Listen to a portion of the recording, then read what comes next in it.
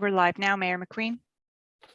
Okay, good afternoon, everyone, and welcome to our special council meeting of all the committee of the whole meetings that we've had for budget. And so today's our special council meeting to deal with the recommendations to our council from committee of the whole to council. I'm just having trouble uploading my agenda here for some reason. It seems to be frozen here. Just bear with me, just hop, skip, and a jump here for a minute. I don't know if I got snow on my dish or what's going on.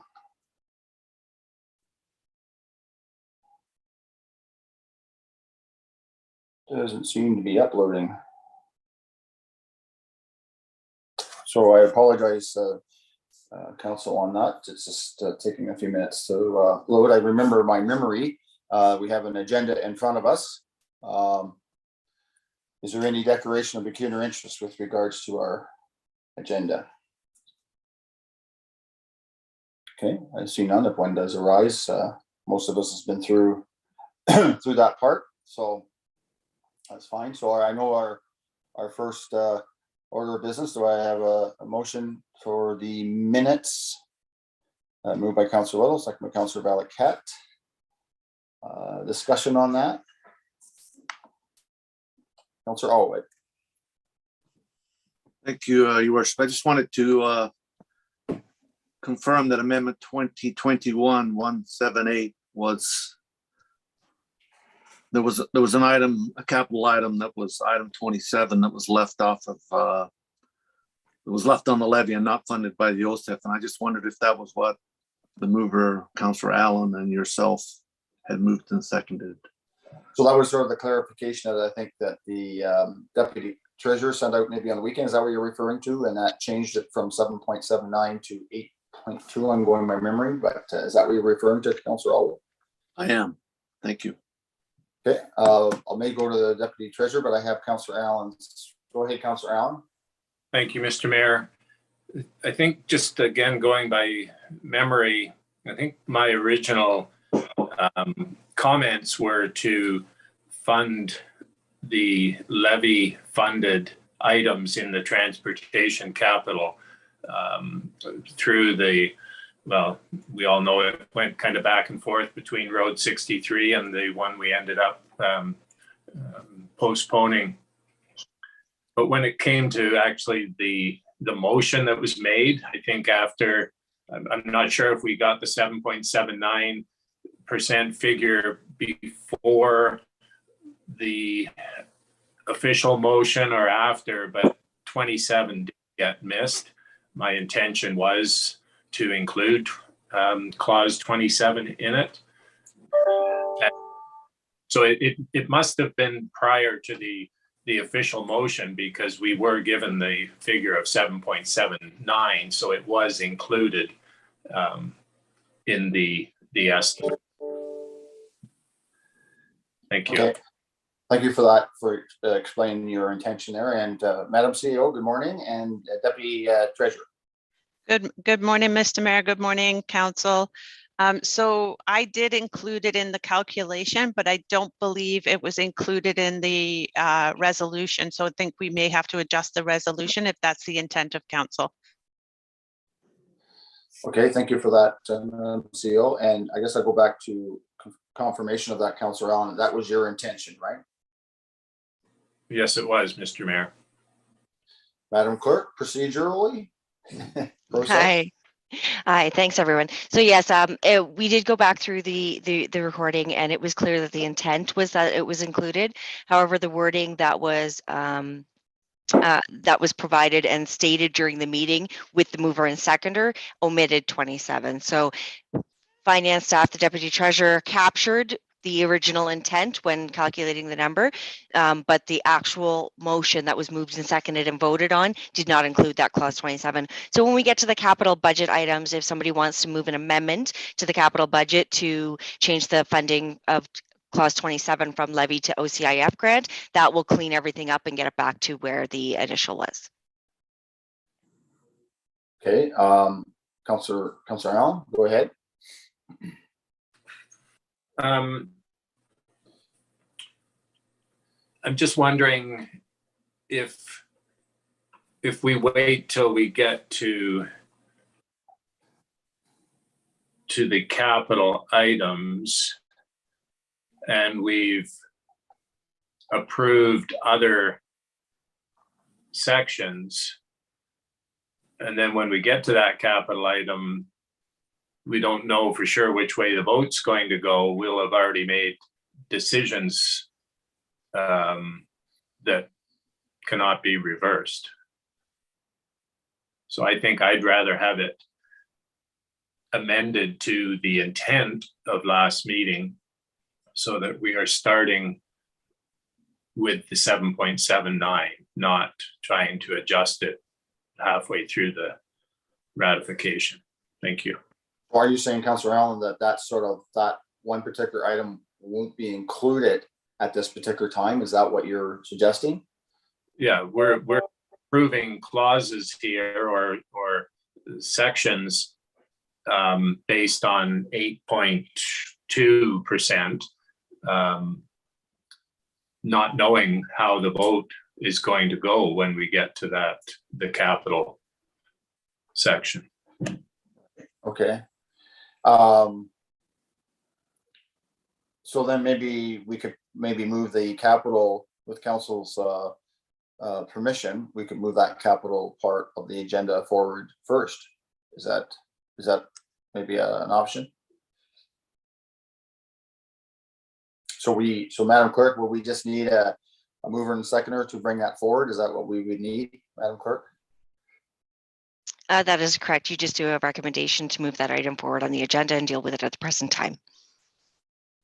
Okay, so Councillor Allen, would you wish to do that, or somebody else? Or Councillor Allen, you're moving that? Or okay, so moved by Councillor Allen, second by Councillor Allwood, that we move the capital portion of the agenda forward at this time. But hang on, I thought we're still dealing with the. Did we approve the minutes? Because I was focusing. Did we approve? No. So we need to approve the minutes, don't we, before we move another motion, Madam Clerk? Yes, you're correct. Right. Jeez, imagine that. I remembered. Okay, so let's hold that thought then, Councillor Allen, Councillor Allwood. Let's go back to the minutes. Is there anything else with regards to the minutes? And I do have it on my phone. The app, our Grey Highlands app, works, and I was able to pull it up. My computer's still thinking. So anything else in those minutes that you wish to make note of, or? Okay, I hear none. All in favor of those minutes? Okay, those are carried. Procedurally now, we can go back to your motion, Councillor Allen, and which was to move the capital portion of the agenda up to discussion at this point. And I have Councillor Allwood that is seconding that. Any discussion on doing that right at this point? So it's a procedural change on our agenda. Okay, seeing none then, all in favor of that? That's approved unanimously, that's carried. Okay, so then we'll go back to then that capital portion. And just pull that up here.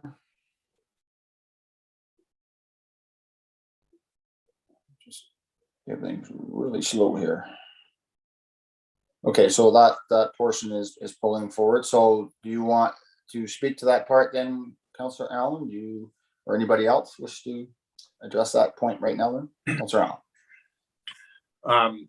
I'm not sure how to word all this. I'm sure the clerk will have a better wording than me, but basically we're adding clause 27 into the motion. To be funded from OCIF. Yes. Sorry, I forgot I was off mute. My apologies, Councillor Allen. That's okay. So we probably, there we go. There's something in the chat.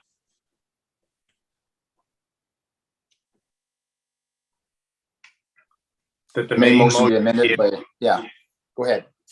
Yeah, that the main motion be amended by changing the funding in clause 27 from levy to OCIF grant.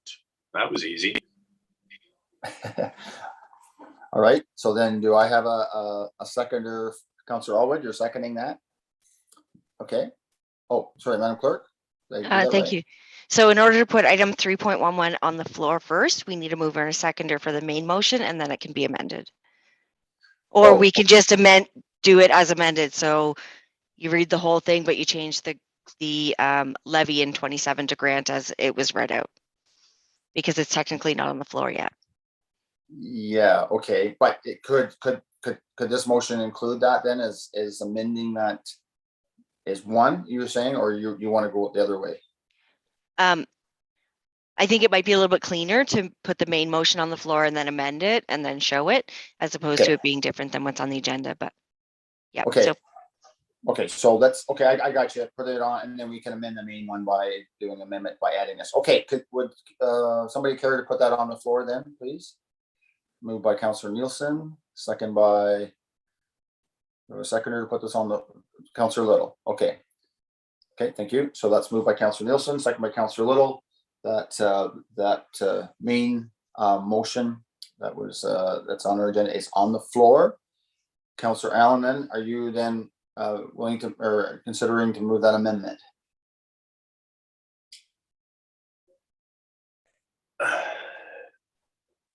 I'm starting to get a little bit confused. So the main motion that the following capital budget items be included in the 2022 budget for council consideration, that's going on the floor. And Yes. then Then we amend it. and then we'll make my motion, we'll vote on my motion and then vote on the amended main motion. Okay. Or Yes. if there's other amendment. Yeah. Okay, Yes, so moved by do that. Councillor. So the amending motion then to as it was in the chat, as you had just previously read, Councillor Allen, is moved by you. Do I have a seconder? I think Councillor Nielsen was the seconder for that. So you're okay with that? Councillor Alwood was the seconder, sir. Oh yeah, okay, that's right. So Councillor Alwood's all right with that amending as that seconder. Discussion.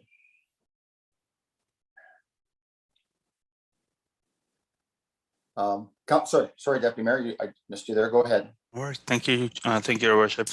Through you to staff, can I perhaps get the final numbers on the cost of the total capital projects, the amount coming from levy, the amount coming from reserves, the amount from grant or cost recovery, and the debentured amount?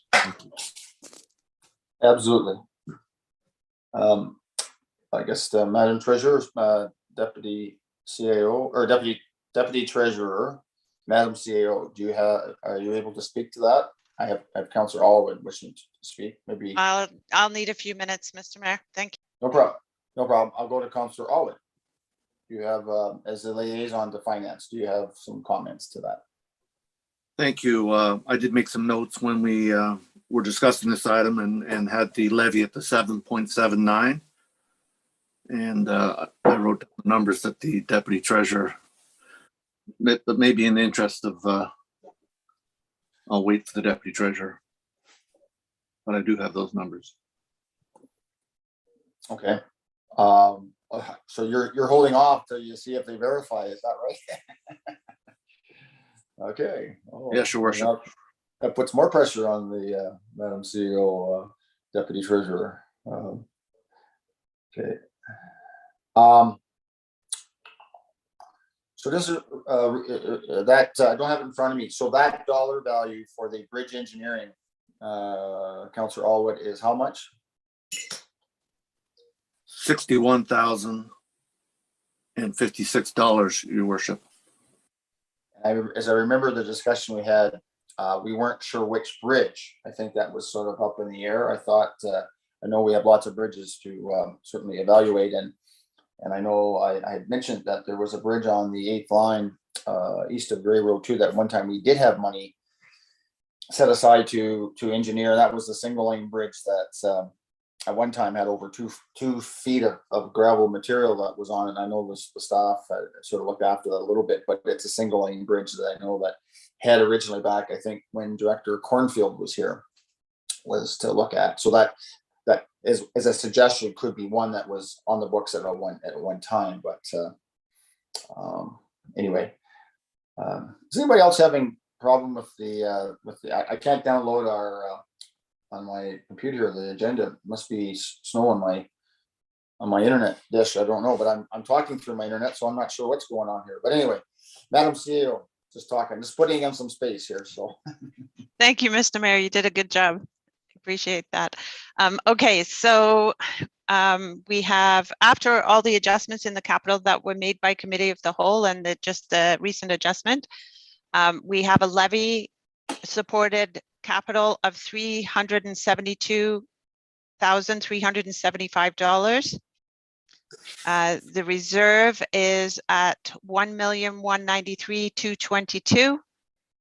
Grant and cost recovery is $1,088,613, and debenture of $1,747,443.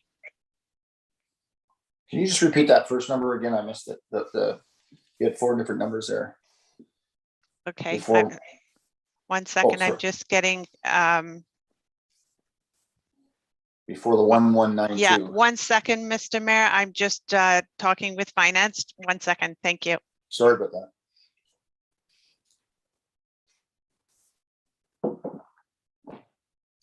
So, I know, Deputy Mayor, you've asked for these numbers, so I just want to verify that first number. Maybe No. you caught it. I didn't. I was actually going to ask for a repeat of the numbers. Okay. I know they My went pretty pen quick. stopped. I had to switch my pens. So You switched your pen midstream. Holy. I think it's important too from, I'm not sure how many is watching us today, but to everybody hears these numbers as well. Okay, thank you, Mr. Mayor. Sorry, I was just downloading the spreadsheet to verify.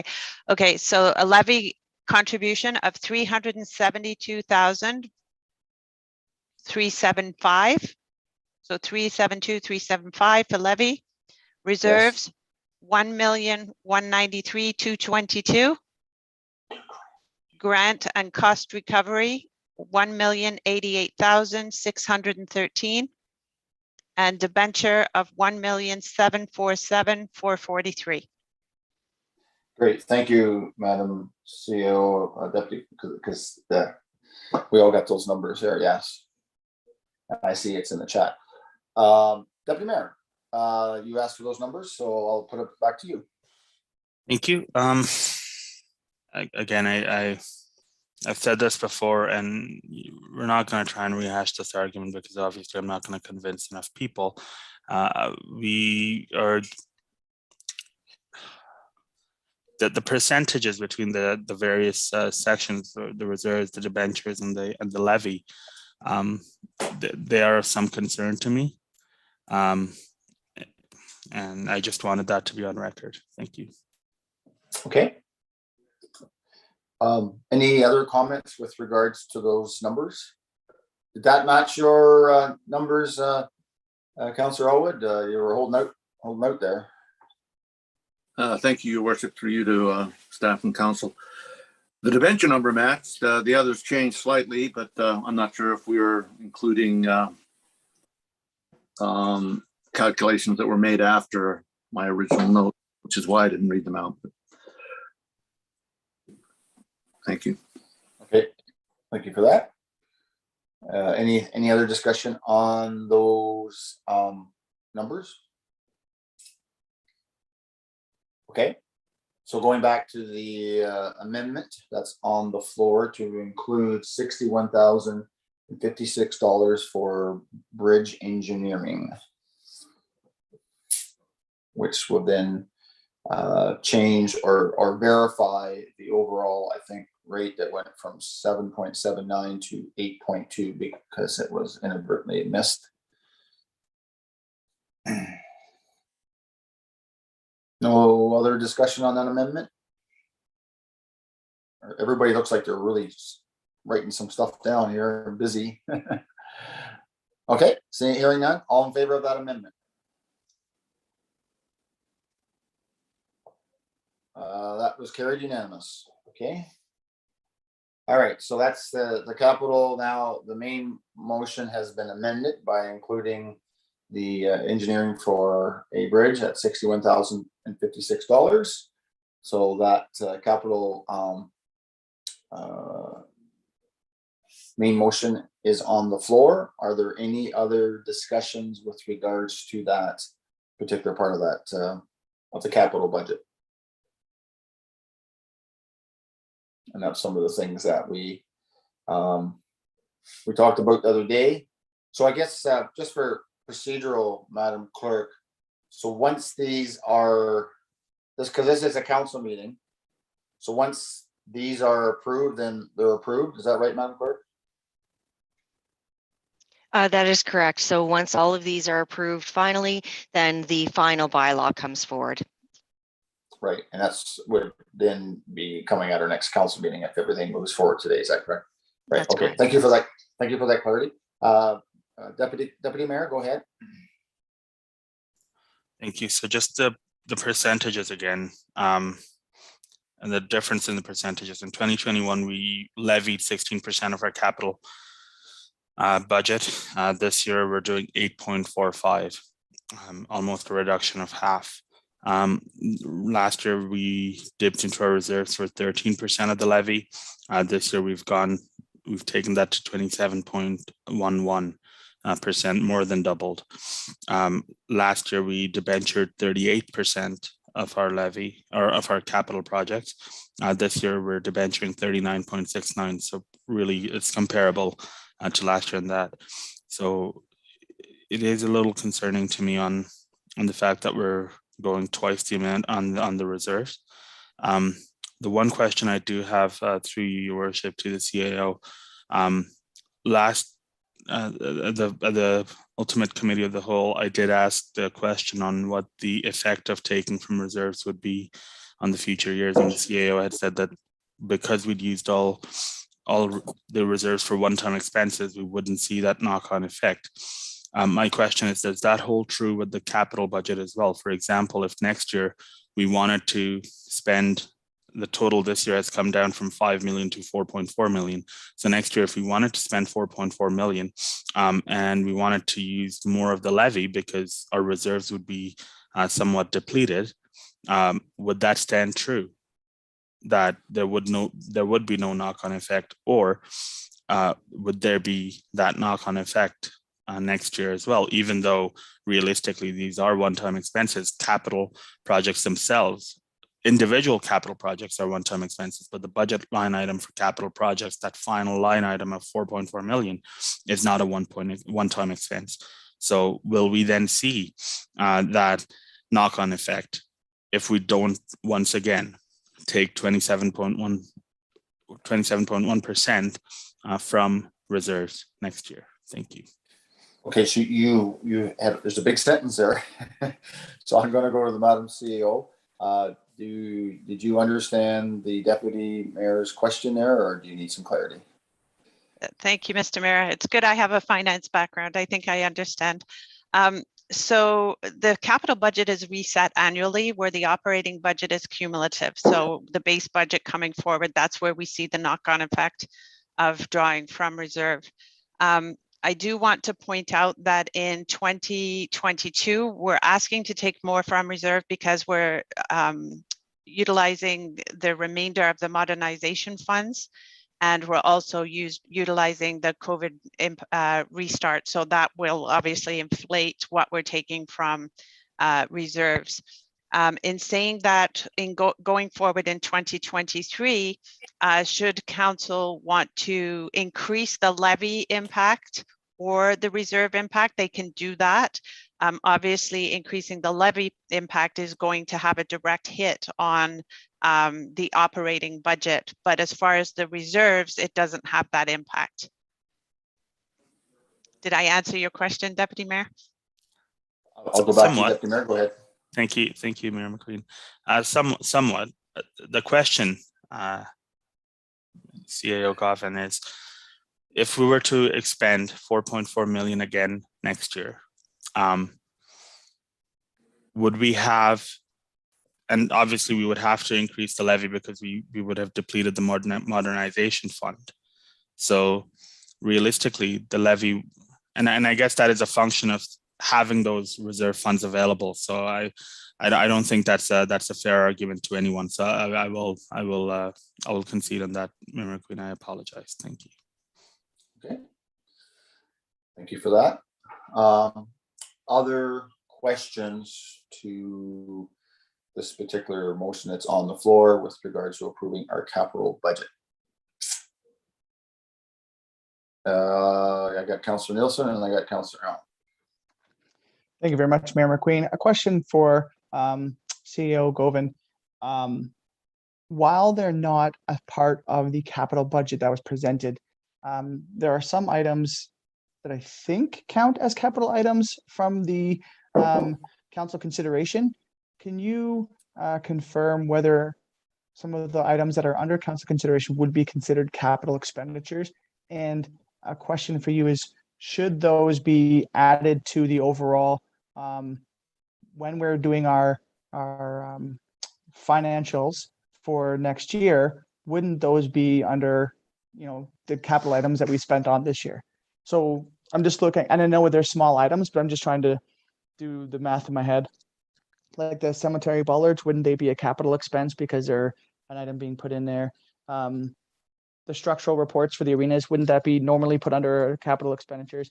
Those are the kind of ones I'm asking. Is there any items that are in the council considerations that could be considered capital expenditures? Okay, Madam CEO. Thank you, Mr. Mayor. Through you to Councillor Nielsen. Anything that we have on council consideration, I believe, is operating. We do have a capital asset policy that has a threshold.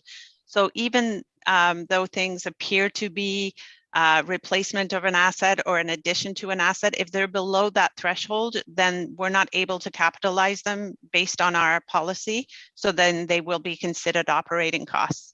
So anything that was capital in nature was added to the capital program and not the items for council consideration.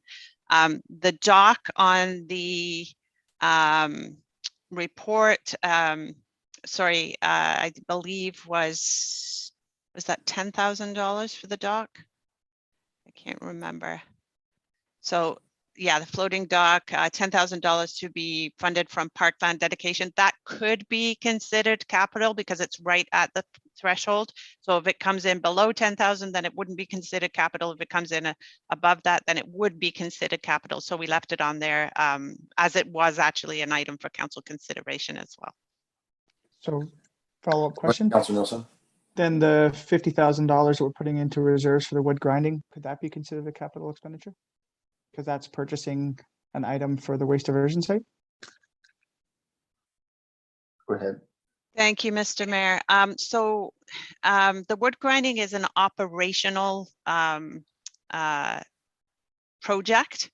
However, in saying that, we did talk about it being funded from. Actually, no, that wasn't correct. No, it is operational. Thank you. Councillor Nielsen, did you have anything else to add to that?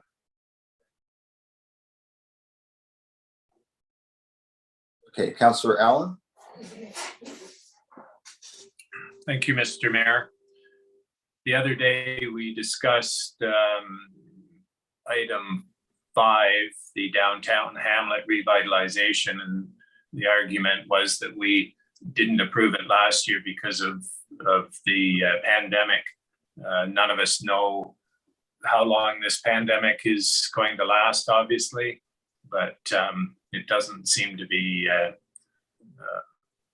moving the way predictions were a few months ago. So I'm going to move an amendment that we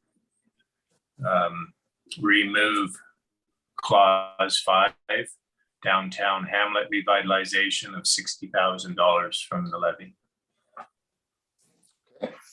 Do I have a seconder for that amendment to remove the $60,000 for downtown hamlet revitalization for the 2022 budget? Do I have a seconder? Councillor Alwick. Okay. Point of order. Point of order, Mayor McQueen. Yep, the point, Deputy Mayor. Thank you, Your Worship. My point of order, Your Worship, is that we did have a fairly in-depth conversation on this at that last meeting. At this point, unless Councillor Allen has new information that he believes would change opinions on this, I feel this is in poor form to rehash the conversation we've had at a committee of the whole. Thank you. Thank you. That I'm going to seek out your point through the clerk. Procedurally, Madam Clerk, if there is further debate because we are in council, is this proper process if a member brings it forward, or can you just add some clarity to that, just in the sense of point of order? So I'm trying to clarify the point that the deputy mayor has made.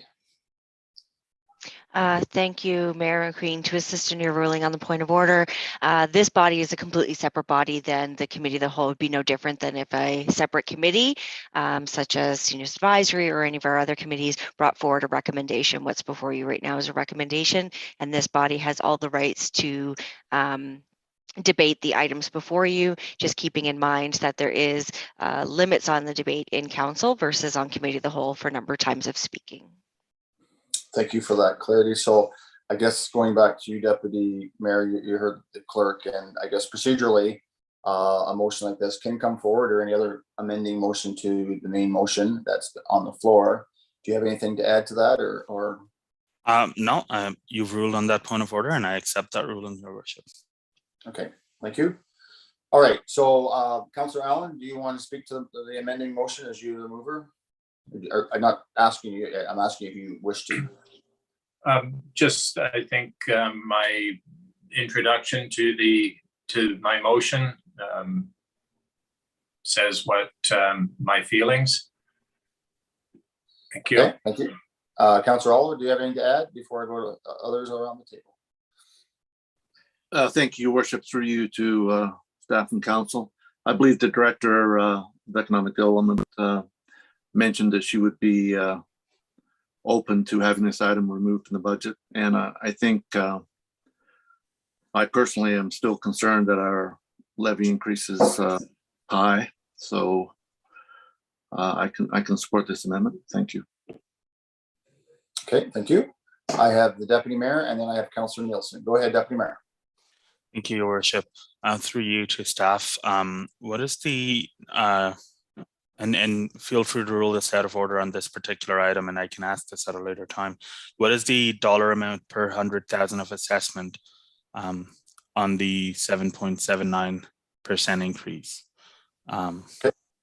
No, that's good. So 7.79, or okay, I guess we haven't fully approved the main motion, which was including the amending part of the bridge engineering, which I think I don't see that changing. So yeah. So are you asking 7.79 or with that? At that 7.79, which is okay after the bridge is approved in the reserves, or the grants rather. Okay, Madam CAO, do you have an exact number pretty close to what that 1% would be on as the Deputy Mayor asked the question? Thank you, Mr. Mayor, through you. So before the vote for the 60,000, it would be $54.45 per 100,000 of assessment. Is that the question you asked, Deputy Mayor? That was the question, and the reason I asked that question, Your Worship, is because there's a few numbers going about that claim that figure is at $78 before the county and education levies are added on. And I just wanted those who are watching and those who may have seen those numbers to know that 78 is not 54. The two are not equal. 54 is a lot different than 78. And I just wanted to put that out there. I have had a few people who've reached out to me personally to ask those numbers as well. And I didn't remember it being in the high 70s. I remember 65 at one point was put out. And so I'd mentioned to them as well that I would double check this and bring that to them as well. So 54 is the answer, and I just wanted to have that on public record. Thank you, Your Worship. Yep, no problem. Thank you for that clarity, and thank you, Madam Clerk, for that clarity, because I think, yeah, it was either 65 or 68. I remember a number at one time when we were talking there. So, okay, Councillor Nielsen, I think you indicated you wanted to speak. Go ahead. Thank you, Mayor McQueen. A question for Director Harris, if I may, is in the past, she's talked about grant funding that kind of aligns with this expenditure. Wondering if we have applied for a continuation of those grants for some matching funds. And then, yeah, I'll leave it there. Okay. Director Harris, good morning. Good morning. Thank you for the question. We have not yet, because the red intake has not opened yet. So traditionally we apply through OMAFRA for the Rural Economic Development Fund for this. We can absolutely, I'd still like to push next time this gets put forward for consideration. I would go back to OMAFRA and said we just took a break on it, and this was it's still a 5-year plan. It's just we took a hiatus for a year. I'd hate to move it completely, but we are still delivering on year 2 of that plan right now. So I think putting it off for a year would not be a hardship. Okay, thank you for that, Director Harris. Councillor Nielsen, follow up. Just a quick follow-up, please, Director Harris. Is this the same grant we applied for funding for the park at downtown Markdale?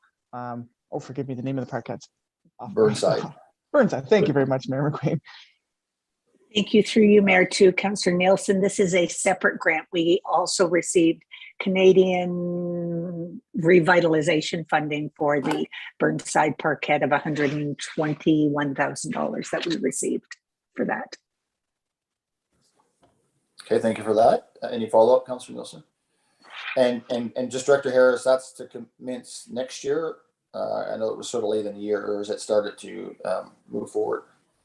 Thank you, Mayor McQueen. We are hoping to do some preliminary excavation before the end of this calendar year. If we can get contractors, with the bulk of the project for Burnside being completed, it has to be completed by December of next year.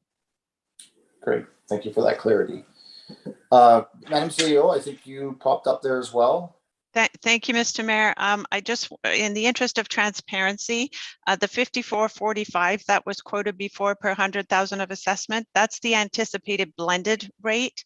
If we go down to the local rate is $46.78 per 100,000. 44.78. 46.78. 46.78. Thank you. Yeah. And that's based on the 7.79. Yeah, okay. And I know the blended rate is sort of premature in the sense that not knowing where the county is. I know Deputy Mayor and I, you know, we got the year-end report. 24,000 was our surplus, and or I guess Councillor Little was there as well. So that's yet to come. So. Okay, so we're going back to, so Councillor Nielsen, you had asked that question. Any further discussion on the motion that's on the floor to, again, remove the downtown Hamlet revitalization project from the levy? Moved by Councillor Allen, second by Councillor Allwood. Any further discussions? Seeing none, all in favor of the motion? Opposed? That motion is carried. So that will be, so that amends the main motion that will be removed from the capital. Okay. So any further discussion on the amended main motion? Or the main motion as amended a couple times? Any further discussion there? Okay, I hear no other discussion. Oh, sorry, Deputy Mayor. Thank you. Just for clarity, we just voted to remove the 60,000 for the downtown revitalizations, correct? Thank you. That's correct. Yeah. I mean, that'll adjust a number a little bit. That'll almost that almost put us back to the 7.79. If you're including the design for it, but that's coming out of a grant, so. Okay. So I see there are no other discussion on the main motion. And I think the main motion was moved by Councillor Allen, second by Councillor Owed. All in favor of the main motion?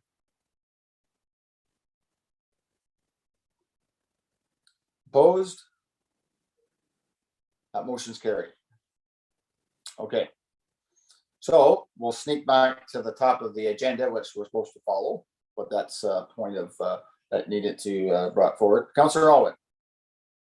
Thank you, Your Worship. Through you to the Deputy Treasurer.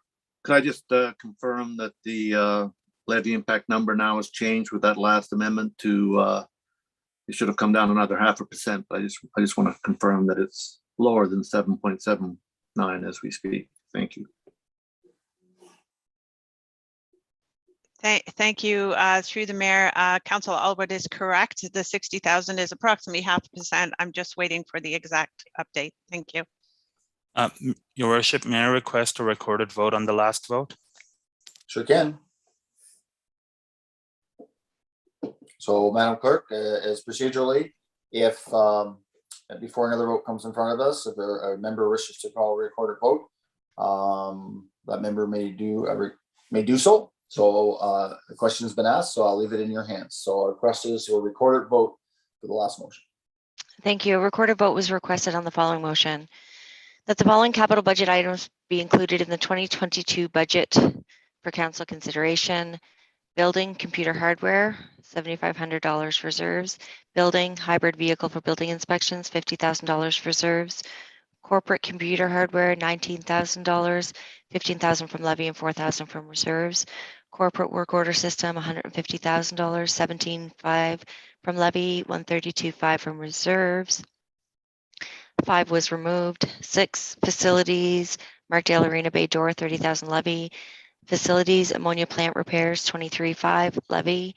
Facilities, parks and rec maintenance tools, $17,175 levy. Facilities, Osprey Arena Olympia repair, $10,000 levy. Facilities, vehicle, replace 2011 Ford Escape, $45,000. 1,500 recovery, $43,500 debenture. Facilities, municipal UV replacement, $15,000 levy. Parks and Rec, multi-purpose utility vehicle, $29,000 levy. Parks and Rec, Eugenia Play structure, $40,000 reserves. Parks and Rec, Maxwell swing set, $8,500 reserves. Parks and Rec, sea container for storage, $5,500 reserves.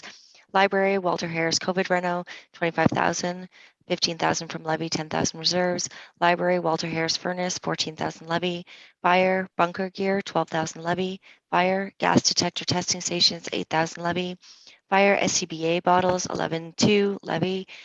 Fire, prevention, chief's truck, 65,000, 5,000 cost recovery, 60,000 debenture. Fire, new pumper for station 2, 2.7 million, 100,000 reserves, 20,000 cost recovery, and 500, sorry, I was wrong on that. New pumper station for station 2, $700,000, which 100,000 comes from reserves, 20,000 cost recovery, and 588,000 debenture. Environmental services, waste shredder Markdale, 50,000 levy. Waste scale Markdale, 10,000 levy. Markdale site improvements, $70,000, 35,000 levy, and 35,000 recovery revenue. Environmental digital tracking, 37,000, 18,500 reserves and 18,500 recovery revenue. Bridge design and engineering, 61,056 from grant. Annual culvert replacement, 25,440 grant. 29 asphalt resurfacing for road 663, 385,443 from debenture. Number 30, asphalt resurfacing baseline 251,972 from reserves. 31 was removed. 32, asphalt resurfacing Eurasia Holland Town Line 641,267 with half coming from grants and half from recovery revenue. 33, replace and install new sidewalk, 68,750 reserves. 34, gravel road base, 168,850 with 100,000 from reserves and 68,850 from grant. 35, Can Robert Street ditching, 63,500 from grant. Number 36, Duncan Guide rail replacement, 26,000 from grant. 37, replacement of plow and Maxwell, 175,000 debenture. Number 38, replacement grader and Maxwell, 480,000, 460 debenture and 20 recovery. 39, replacement pickup truck, 46,000, which is 43.5 debenture and 2,500 recovery. Number 40, pickup truck replacement for public utilities, 45,000 reserves. 41, pre-engineering at Martel Complex, 150,000, of which 50,000 is reserves, 100,000 is grant. 42, public utilities flushed in UV, $100,000 from reserves. 43, welfare maintenance, $25,000 reserves. 44, water meters, $16,000 reserves. Number 45, Grayview Drive water main, $150,000 reserves. And the recorded vote was requested by Deputy Mayor Desai. And we will start with Councillor BCD. Councillor Little. In favor. Do not start with the Sorry. person. Asked. Yep, I skipped it. Sorry. Start with Deputy Mayor Desai. I apologize. You had to read that whole thing. In favor. Councillor Little. In favor. Councillor Nielsen. In favor. Councillor Valakat. In favor. Councillor Allen. In favor. Councillor Allwood. In favor. And Mayor McQueen. Opposed. By a vote of 6-1, that motion has carried.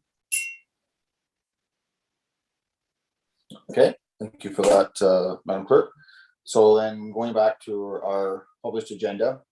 So we have done the minutes, we've moved the capital section up. We've dealt with that. Councillor Nielsen. Thank you, Mayor McQueen. Just a quick question as we've gone through.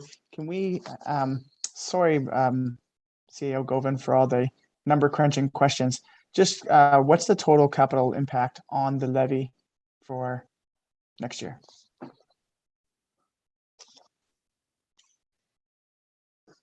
Mr. Mayor, through you, are you looking for a percentage of the levy or are you looking for a dollar amount? I would say percentage of the levy, because just to correlate to what the package we received at the beginning, which showed it, I think, as a 0.01% or 4% or something like that. Forgive me. Too many pieces of paper in front of me. Here I am. The original was 0.1, so I'm just wondering where it lands now.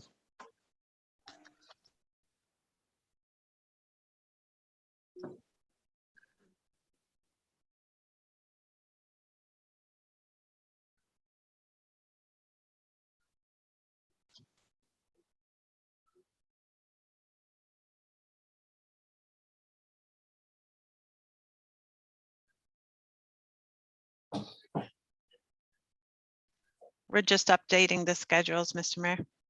Yep, no problem.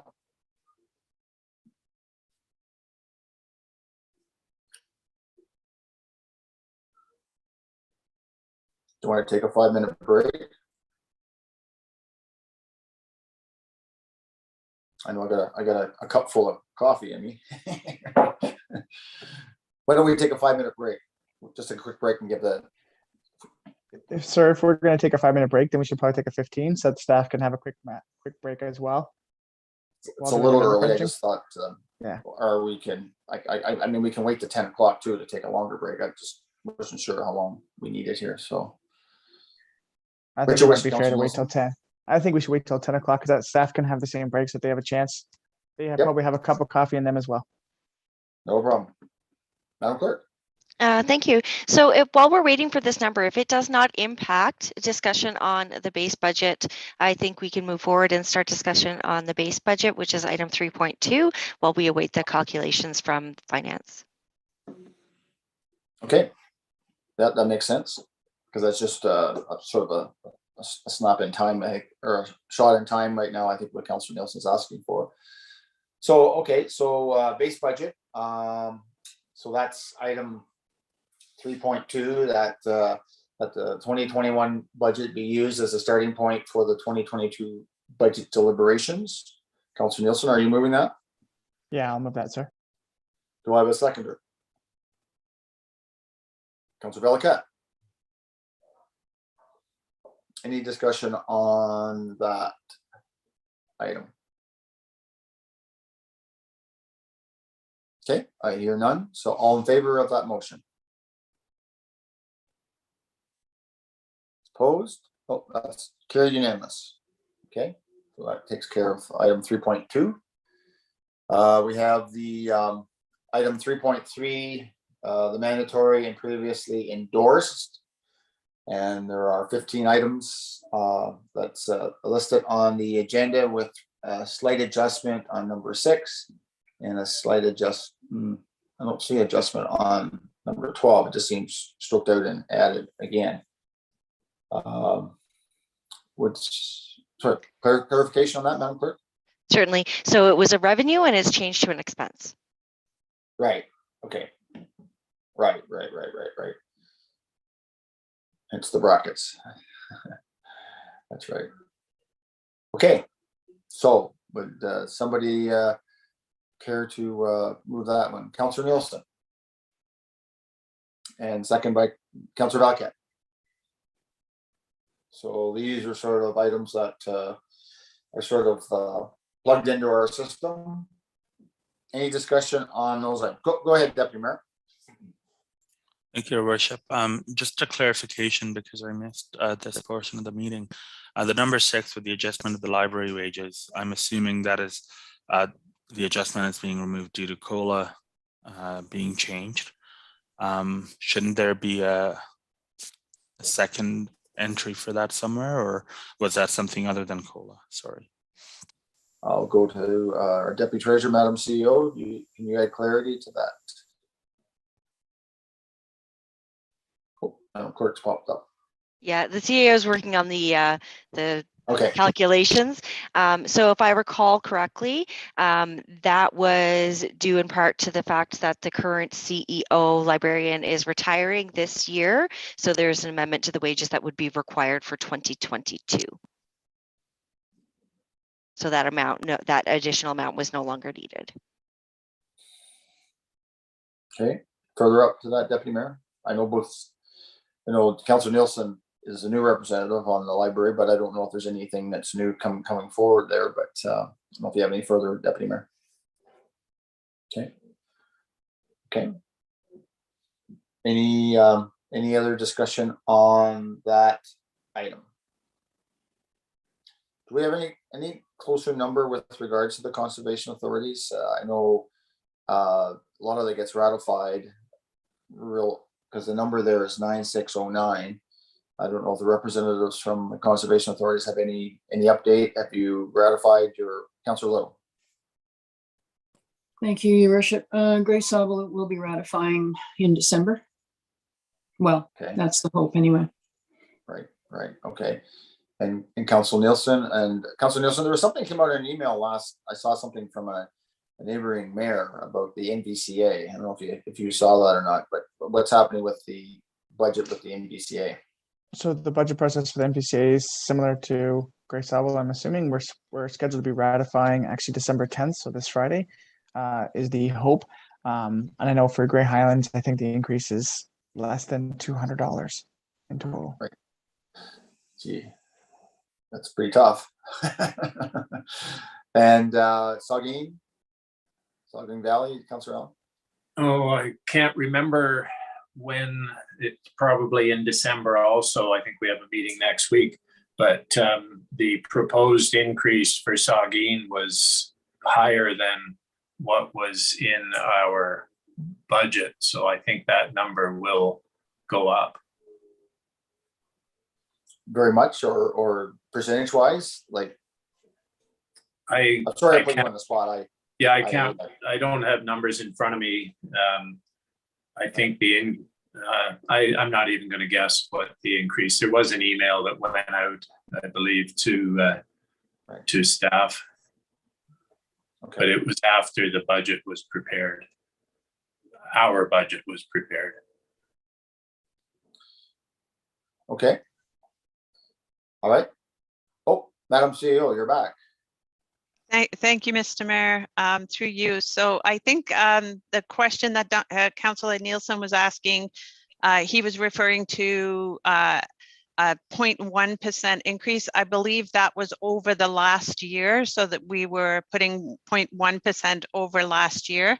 If we're looking at that number, then excuse me, that number would go down by, I think it was 2.8 this year. So we're putting 2.8% less into capital, but the overall contribution to capital from operating is a 2% number. Does that make sense? I'll go back to Councillor Alwood. Councillor Alwood, do you have a? It was Councillor Nielsen, Nielsen. Mr. Oh, Mayor. sorry, Councillor Nielsen. Sorry about That's that. fair. Councillor Nielsen. Through you, Mr. Mayor, to the CEO. The 2.8%, so I'm assuming it was we're reducing the levy impact of what capital is costing our levy by 2.8%. That's kind of the number I was looking for, just for my record keeping, for showing how much less we're spending on capital as a total. So I think that answered my question. Thank you very much. Well, and just in response to that, our number is up as well, right? So Councillor Alwood, as the liaison, do you have anything to add to that?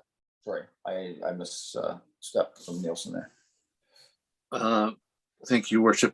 No, I think the CEO captured the information. So the impact on the levy, since we're funding less from the levy, is a reduction in the 2.8%, but we're still spending I believe the $375 from the levy on capital items this year, but it's less than the amount that was in the base budget. So that's the reduction number that's in the levy drivers schedule that Councillor Nielsen's referring to, I believe. Thank you. Okay, thank you.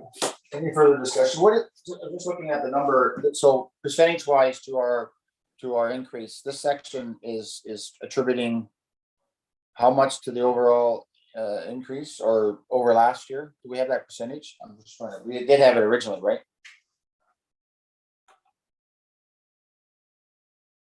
It's sort of part of that the early days of our budget. There was a number that this over last year, this attributes so much of our percentage increase, right? And CEO, which has changed a little bit by that Sorry, $1,000. Mr. Mayor, I don't understand the question. So originally, when we started our budget process, each section was adding to over last year's budget, and this section added a percentage to last year's budget. This section, as in the capital section? No, the mandatory and previous endorsed. Oh, okay. Sorry about that. Clarify. I think as we went through originally, each area was building that over last year, and this because it's mandatory and previously endorsed, with the exception of that $1,000. There was it sort of had like I'm trying to find it in my binder here. Yes, I think you're referring to the departmental operating detail recommended draft budget levy drivers sheet. Yes. Is that the one you're referring to? Yeah. Yes. So the mandatory and previously endorsed was a 6% increase. Okay. Thank you for that. I just couldn't remember there because I remember it was each section was broken down. Okay. So is there anything else regards to this? Oh, go ahead, Councillor Allen. Thank you, Mr. Mayor. So we've got some information on Saugeen. It looks like the increase for Saugeen over last year will be $5,658, and it was proposed to be, and I didn't have a chance to do the math yet, the difference between 77,218 and 74,981. So what is that? $2,300, and it's actually going to be $5,600. So we have to add 3,200 or 3,300, which probably isn't going to change the percentage, but just so everybody's aware that there will be that number is going to be 12,000, something like that. Okay, Madam CEO, do you have a thought to that or comment? Thank you, Mr. Mayor. Obviously, when we're preparing the budget, we take a snapshot in time. It is based on estimates. We did get the information from Conservation after the budget was published. We didn't think it was it wasn't going to make any difference to the percentage, bringing it forward and adjusting that number. So we left it as is, but if council would like us to adjust it, we can certainly do that. It's sort of a little bit premature. Those are the projected numbers. I guess if the members feel quite confident, that will be what the number will carry the day. I guess that's up to the members here if they feel that needs to be adjusted, if that's where they think it's going to be. Do you feel quite confident, Councillor Allen, is that's where you might land, or do you think there's some debate or changes to that? There's definitely debate. I sort of walked into that one, didn't I? Okay, Councillor Little. Thank you, Mr. Mayor. I could be wrong, but I think the draft budget information for Grey Sauble was available to staff here at Grey Highlands. So I think those numbers do reflect the current status of that draft budget. It has gone out. We originally, Grey Sauble originally was going to try and ratify it in November, but it was a short turnaround, and so we put it off until the December meeting. But at the November meeting, there was really no discussion at the board table about the proposed draft budget. Really no feedback from municipal representatives on the board. So I think if there had been concerns, we would have heard it, at the presentation of the draft budget, and then at the the meeting in between the ratification and the presentation. So I can't speak for what's going to happen, but I think these are fairly accurate. Thank you. Okay, thank you for that. Well, obviously we know from Councillor Nielsen that's fairly small on that side from NVCA. So Councillor Allen, are you suggesting then there should be a slight amendment to increase this by $3,000? You feel confident that that should be the real number at this current time, snapshot in time? The actual number, the increase over and above what was estimated by Grey Highlands staff is $3,421. We can, I think those are the numbers right now. So why don't we put it in there? And if it's less, then we save a bit of money, but it is probably a more accurate number. Right. Question, Your Worship. Councillor Allen just said Grey Sauble. I think he was referring to Saugeen Valley, was he not? Did I say Grey Sauble? Mm-hmm. Oh, sorry. I must have been still thinking about what you were saying. Yes. Pretty quick there, Councillor Little. You almost was adding more to your budget there, I tell you.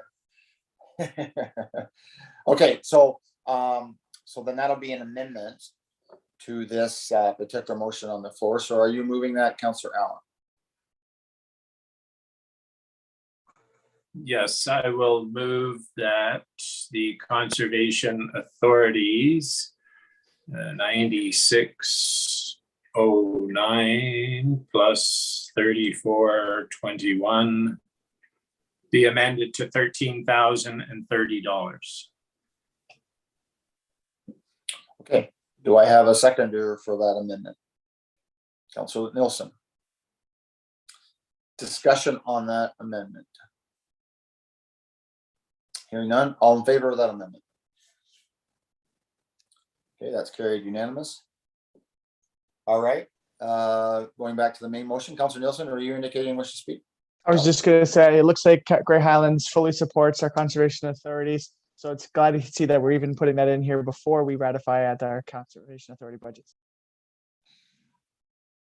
Okay. I'll leave that comment there. All right, so seeing there's no other, sorry, Councillor Alwitt. Thank you. Through you to the Deputy Treasurer. We were going to confirm what the actual levy increase was at the current time with our, so it's down approximately 0.5% from 7.79, but I thought there was a calculation going on that we were waiting for. Okay. Madam CEO, a request for an update of where we are with regards to overall increase. And maybe it's time to have that break. Thank you, Mr. Mayor. Through you, I had to scroll back through all the calculations there. It's sitting at 7.29. Okay, thank you for that clarity then. Any other discussion on the mandatory and previously endorsed section of 3.3 that's been moved in second? I don't know, Madam Clerk, should that all be read off to follow procedure or process?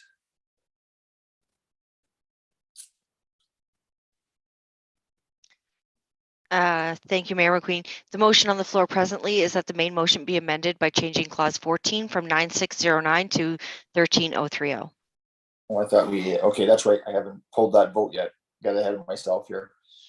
Thank you for that clarity. So any other discussion on that amendment to the main motion? Seeing none, all in favor? That is carried unanimous. We did that already, but anyway. All right, so the main motion is on the floor as amended. I think it would be good, Madam Clerk, if you did read it off. I think that allows the public to hear that those items that are in the mandatory and previously endorsed, if you don't mind.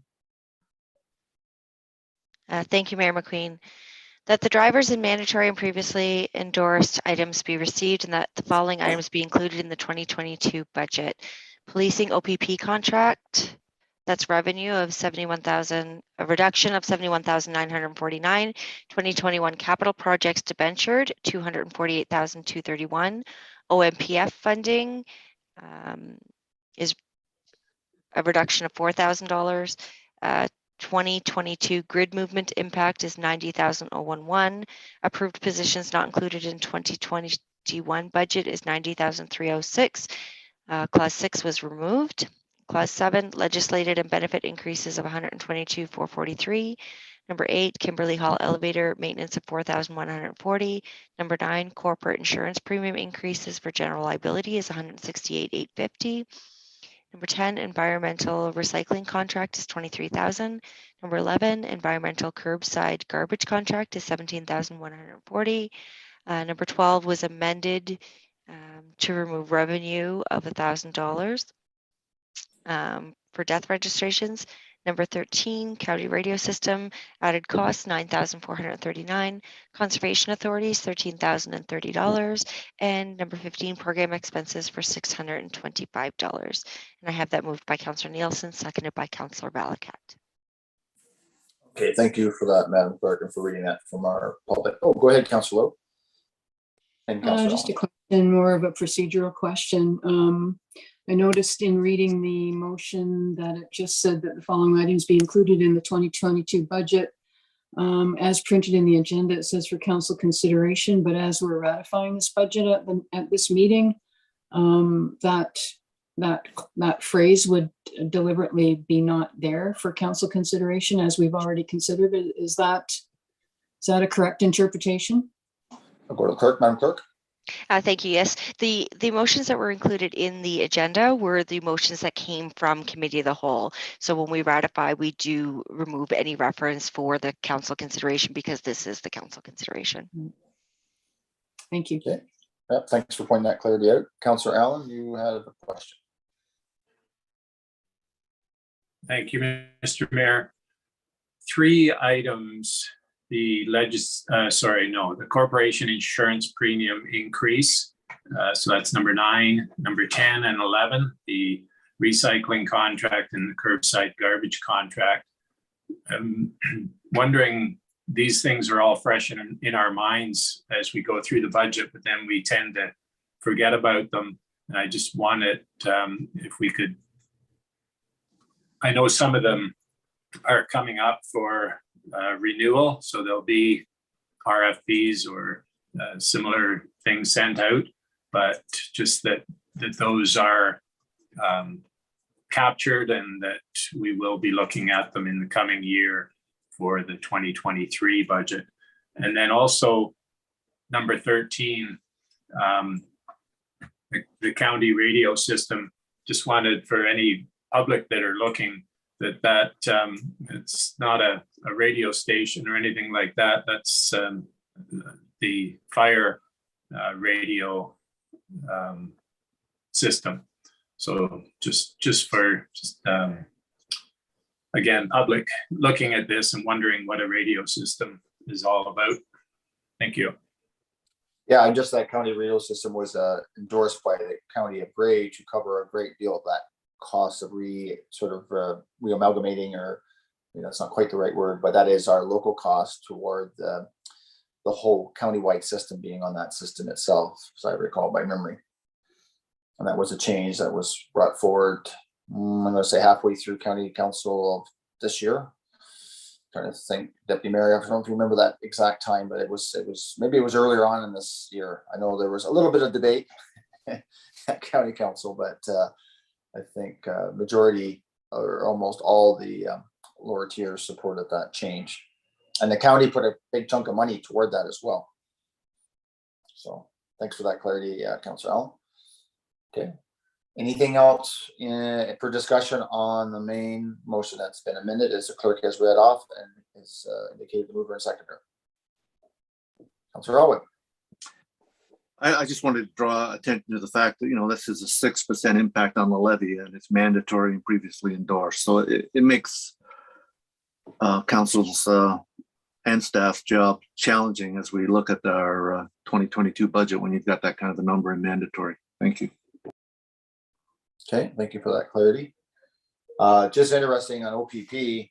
I don't know if those that saw the information that came out from EMO last week, where through the auditor's report, there's been a shortage of officers across the province, and that's, so I don't know if that's the reflection of that dollar value there, but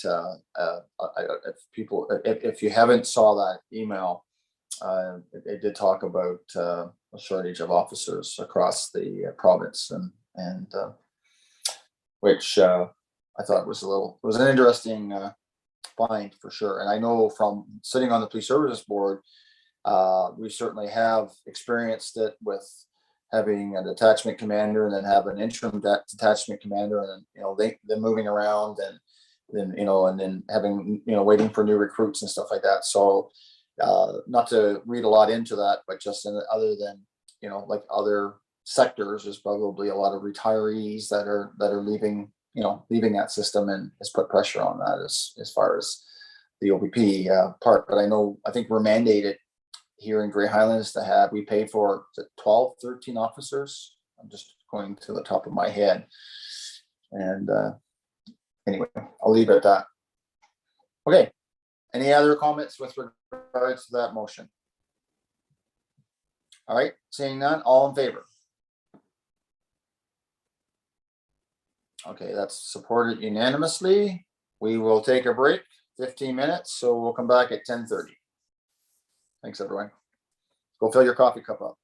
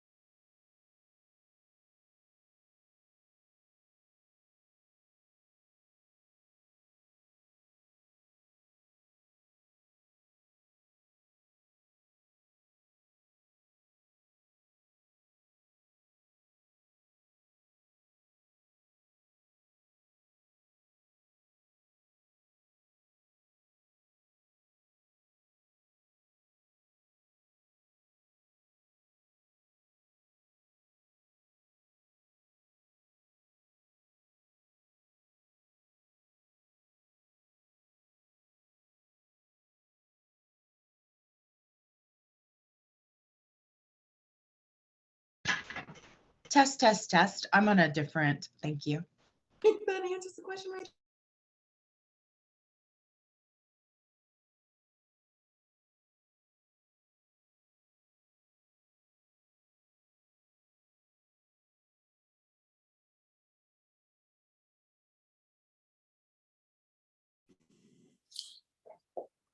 All right, 10:30.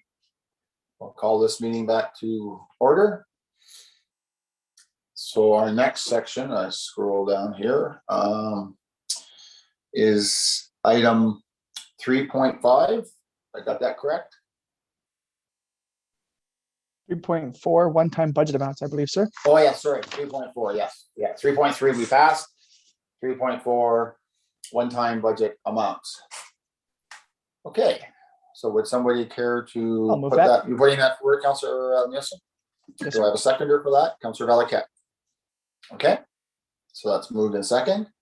Any discussion on that item? And I'm gonna write that down before we get into a whole lot of discussion, and as to move in second. All right, so that's those are the items that are one-time budget amounts for this budget. Any discussion, comments, thoughts, discussion on those items?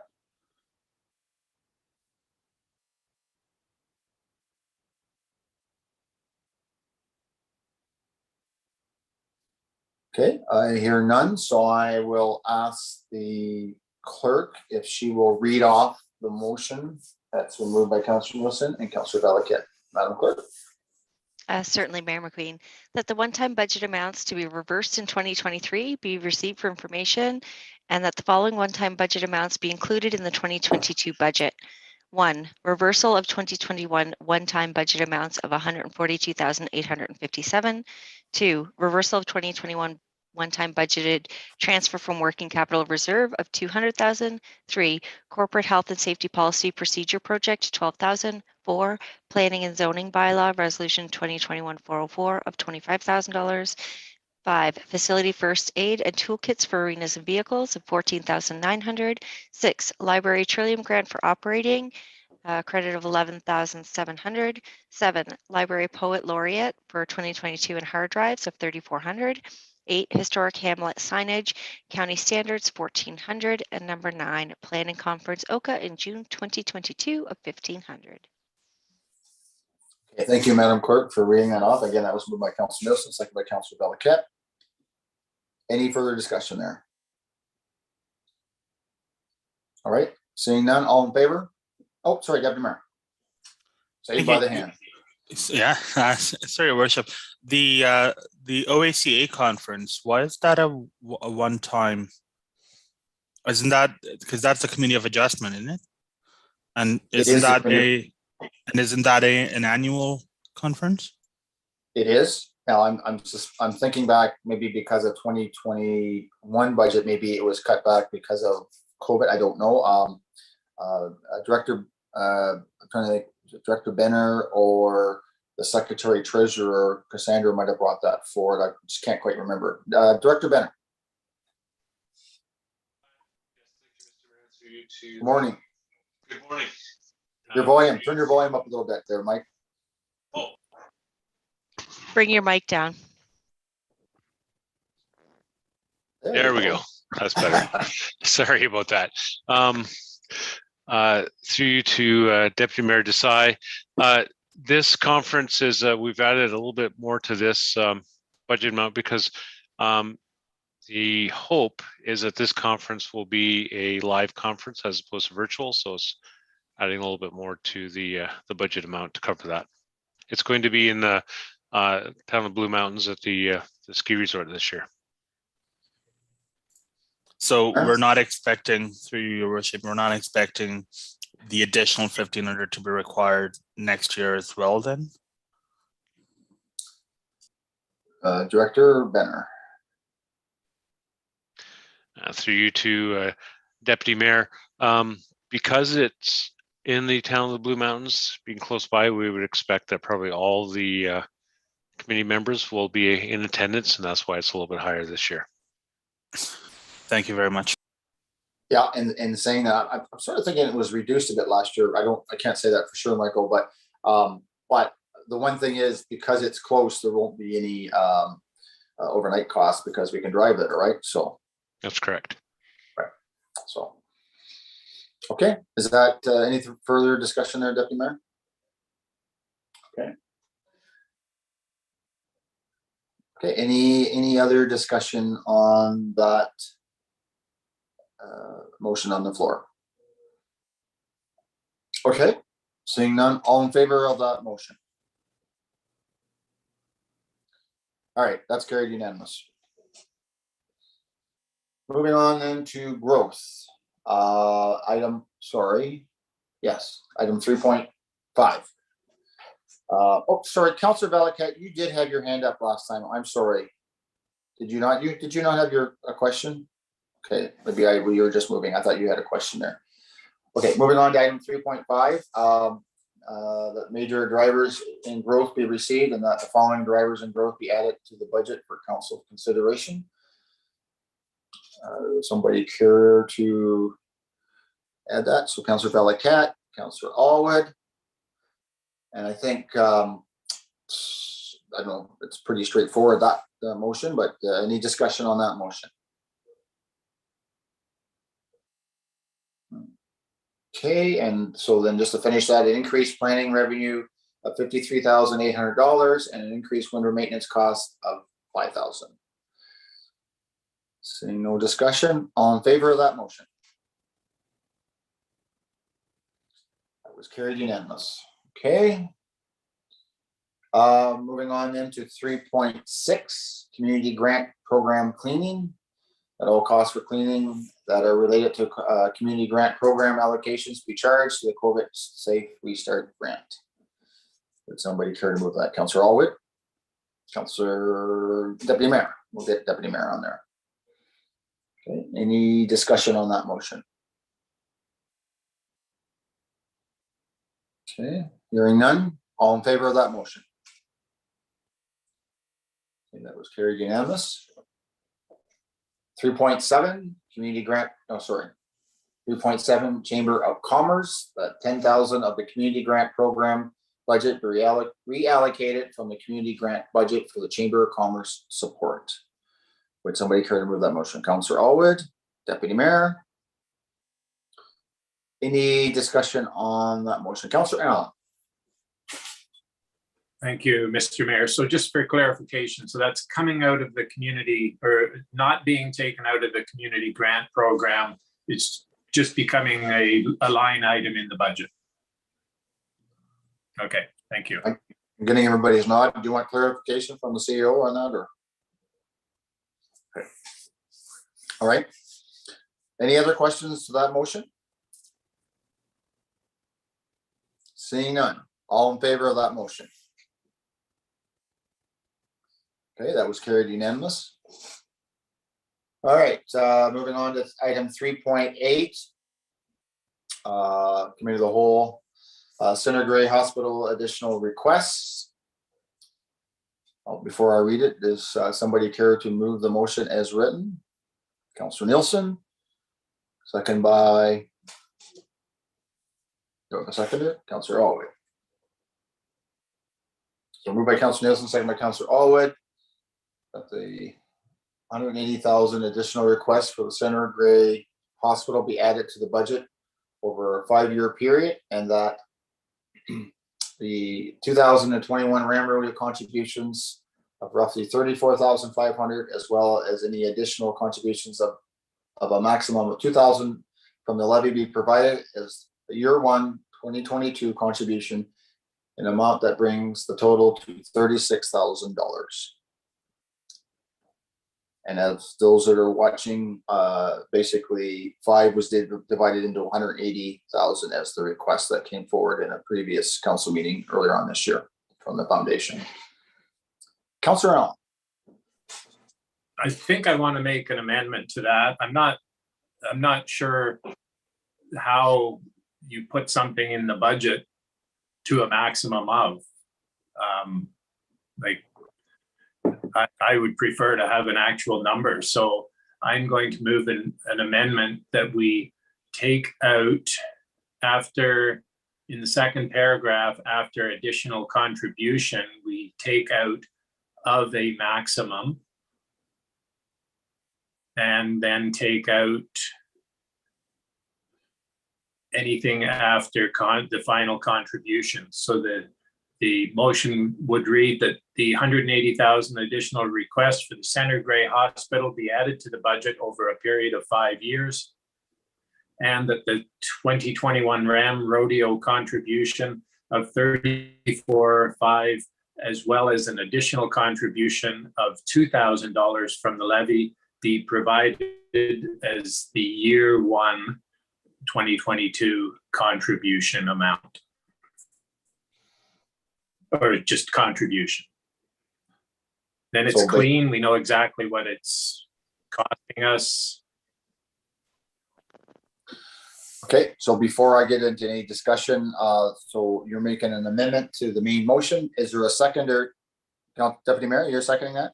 Okay. I have the CAO or Deputy Treasurer on the line. Go ahead. Thank you, Mr. Mayor. I agree with Councillor Allen's amendment. It is cleaner. And if the 2,000 isn't needed, then the actual amount would be lower than budget. Okay, but if you remove the 36,000, then it's not determining what that amount is, right? It just says 34,500 plus a maximum of 2,000. Okay, so then if I could just get clarification, Mr. Mayor, because we're saying that the contribution of 34,500 is an approximate amount, that it may be higher. So council's happy to move forward with the 34,500 plus 2,000 as the 2022 contribution. Thank you. That's how I'm reading it. Yes, that's how I'm reading it. Deputy Mayor, for clarity. Sorry, I was going to suggest that we, instead of putting in the 2,000 there, we could say that we want this year's contribution to be 36,000, funded through a combination of grant and levy, and then we're at 36,000 and that's it. But I'm good either way. I just think there is the option of doing a 36,000, or there is the option of doing Ram Rodeo plus 2,000, and whatever council decides, I'll accept. I'm going to go back to the mover just for clarity on that, Deputy Mayor. Councillor Allen. Yeah, we could even remove the 34,500, just the 2021 Ram Rodeo contribution, as well as an additional contribution of 2,000. Because if we say the contribution plus another amount to make 36, it's still not clean. We don't know what that amount is. That's my intention, to make this a clean motion. We know exactly what is the levy is being affected by. Okay, so I gotta go back to the clerk here. So I'll bring the clerk back just to make sure you capture that. So Deputy Mayor, go ahead. I would like for us all to circle our calendars that Alan and Desai agreed on something during budget.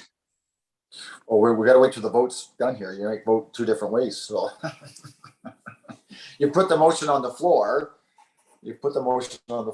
So hold that thought for a minute. So Madam Clerk, I want to make sure you capture exactly what's trying to be said here. Clerk?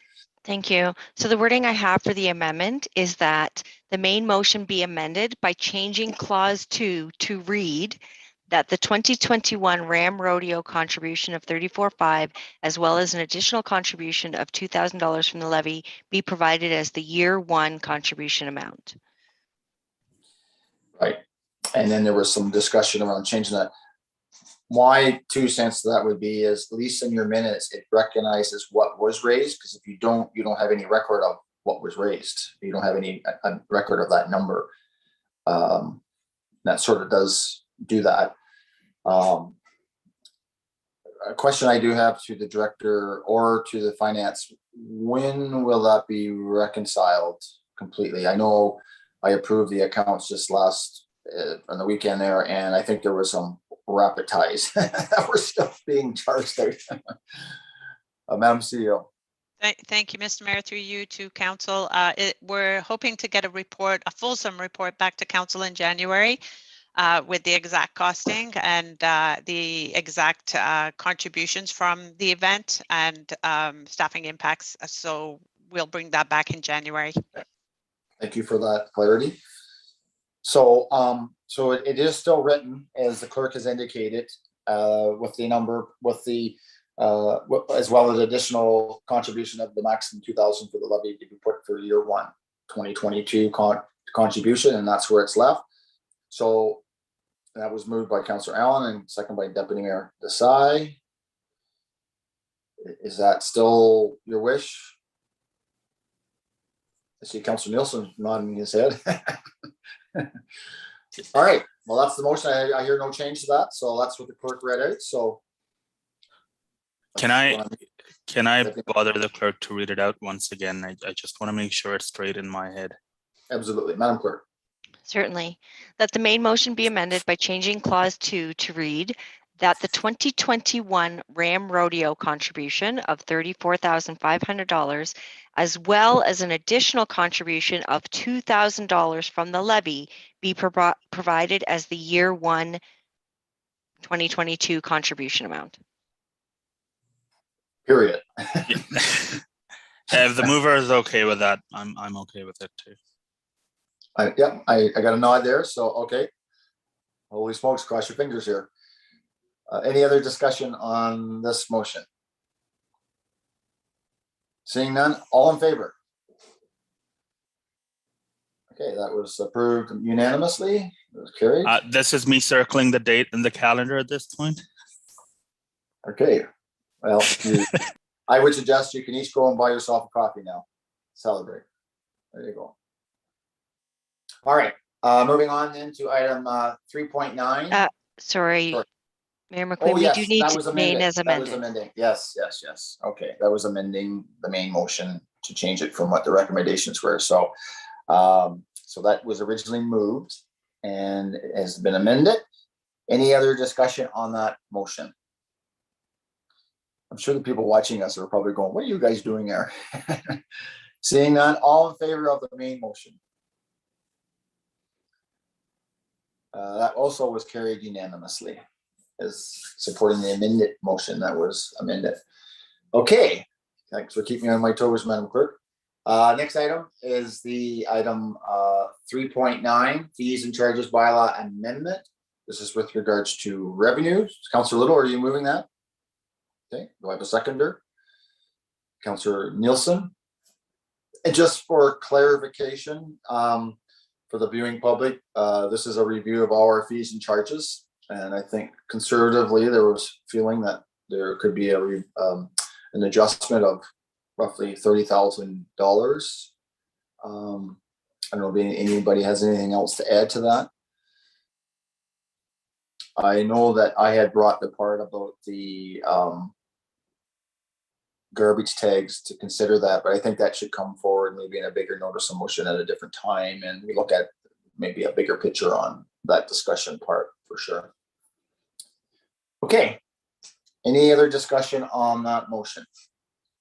That's been moved and second that 30,000 in revenues, fees and charges increase be included in the budget. Seeing no other discussion, all in favor of that motion? That was carried unanimously. All right, so now additional items. So I think this is okay. We got two main more here, but this is item 3.10, and this is additional items. I'm not going to read them off at this particular point because it is on our agenda, and that when we do get moving along, I will ask the clerk to read the full slate. So would somebody care to put this motion on the floor? Councillor Little, Councillor Nielsen. All right, so I'll just read the first part. So Councillor Little and Councillor Nielsen, that the following items be included in the 2022 budget for council's consideration, and there are 28 items there. Any discussion on those items? Deputy Mayor.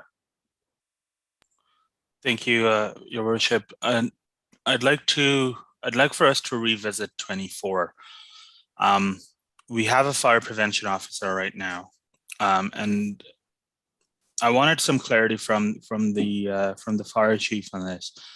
My understanding is that 45% of the fire prevention officer's time is spent on administrative issues. 40% is spent on emergency related issues, and 15% is spent on fire prevention itself. Is that correct?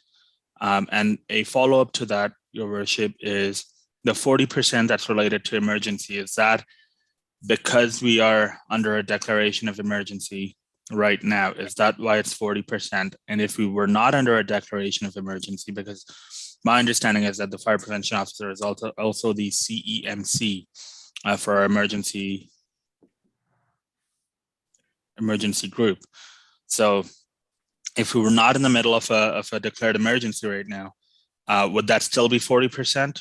Or what would that number be if it was not 40%? Thank you.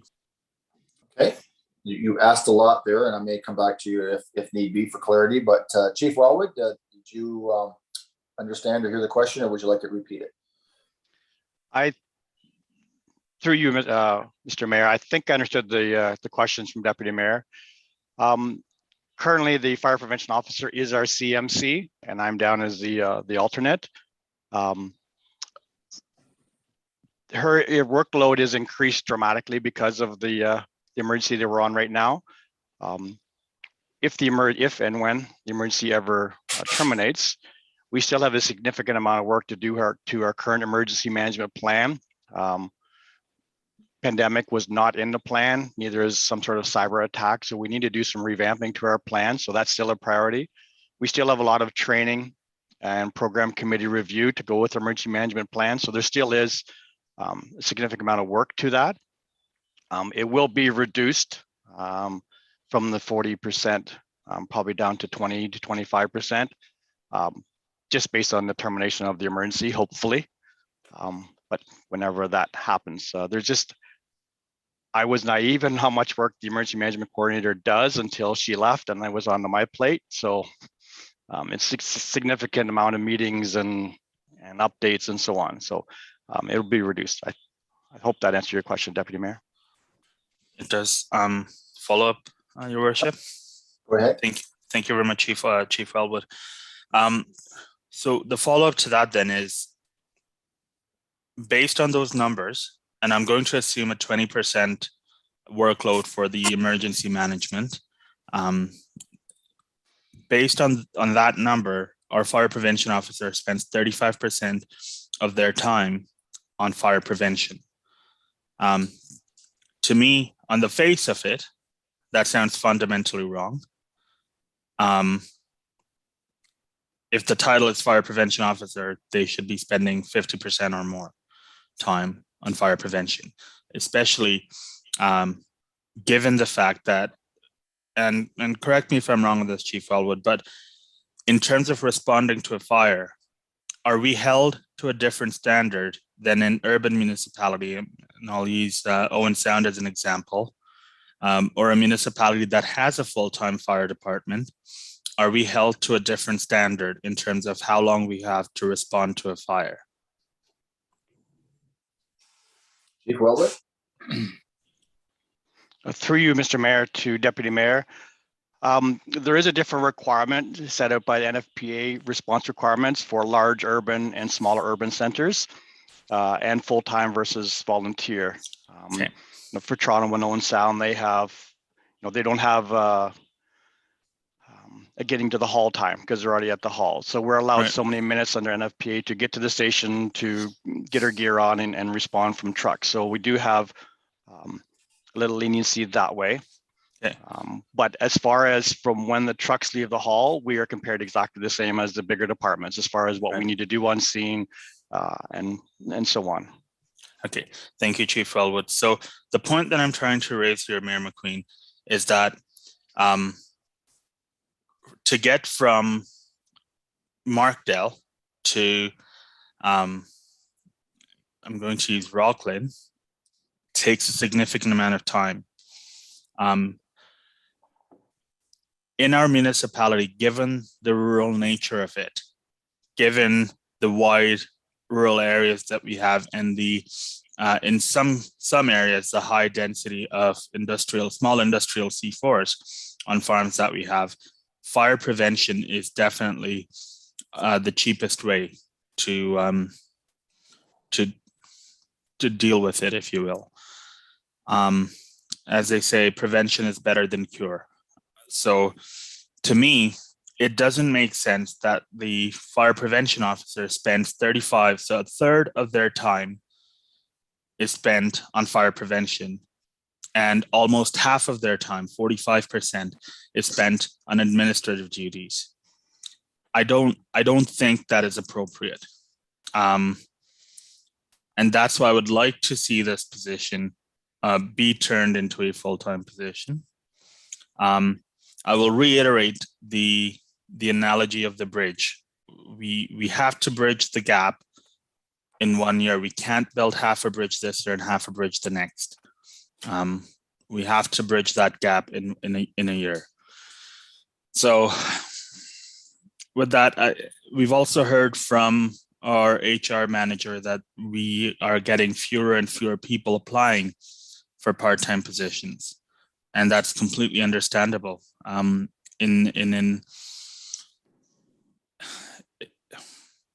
the economy today, it's hard to run a household, rental or otherwise, on half an income. So yeah, based on that and the fact that it is in the best interest of the municipality to prevent fires before they occur and to do these proactive fire inspections, especially in our downtown cores where there are significant fire issues, I would move an amendment that we consider the fire administration MSA as a full-time position at $75,079 rather than a part-time position at $40,376. Thank you, Your Worship. Okay, thank you for that. And you make an amendment to the main motion. Do I have a seconder for the deputy mayor's amending motion? So that's moved by Councillor Valiquette. Okay, I know you spoke quite a bit. I don't know if you have any more to speak to that, deputy mayor, or I'll open up the floor for others. No. Okay. I was worried I wouldn't get a seconder, so I wanted to get all my words out first. Okay. Councillor Valiquette, do you have, thank you for that. Do you have anything to add to that motion? Thank you, Chair Mayor McQueen. Nothing really to add. I support this being a full-time position and looking under the lens of prevention, in particular with our C4s and what that means from an industrial perspective, and the dangers associated with it. So, and as well as I think that our deputy mayor also has an argument related to just finding staffing right now. I think that you know that it's tough to find individuals right now, and certainly placing this as a full-time position over a part-time position. I just worry about the market right now. Thank you, Chair. Okay, thank you. Other discussion on the amending motion? Moved by Deputy Mayor, second by Councillor Valiquette, that we change it from $40,376 to a full budget of a full-time person at $75,079. Councillor Allen. Thank you, Mr. Mayor. In the item that in the, not the last, where is it? We're increasing the user fees. It doesn't really matter. It was 30,000. Were any of those fees fire related fees? The only way I could consider supporting this is if there's a cost recovery of those inspections. We've already talked about the C4s being inspected at time of planning applications. And to me, those should definitely be charged out to the individual C4s. And if it is such a concern in our municipality to inspect those, any existing C4s that did not get an inspection previously, then those should be charged out at full cost. And I think it was estimated that it could be up to 2 or 3 days of time. Thank you. Per inspection? Is that your? Yeah, Okay. I think that's what the fire chief indicated in one of the reports or emails that we got. I may get clarity there, but I'm gonna go, thank you, Councillor Allen. I'm gonna go to the Madam CEO, Deputy Treasurer. Thank you, Mr. Mayor, through you to Councillor Allen. It's anticipated half to 2/3 of those fees will be recoverable from fire inspections. Councillor Allen? But they weren't included. There weren't any included in the 30,000 though. So if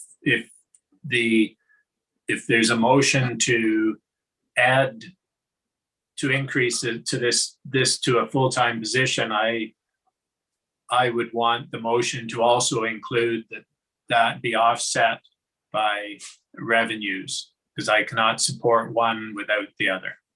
Thank you. Madam CEO. Thank you, Mr. Mayor, through you. So just for clarity, the 30,000, it's anticipated that half of that 30,000 or 2/3 of it will come from fire prevention billings. Yes. Councillor Allen.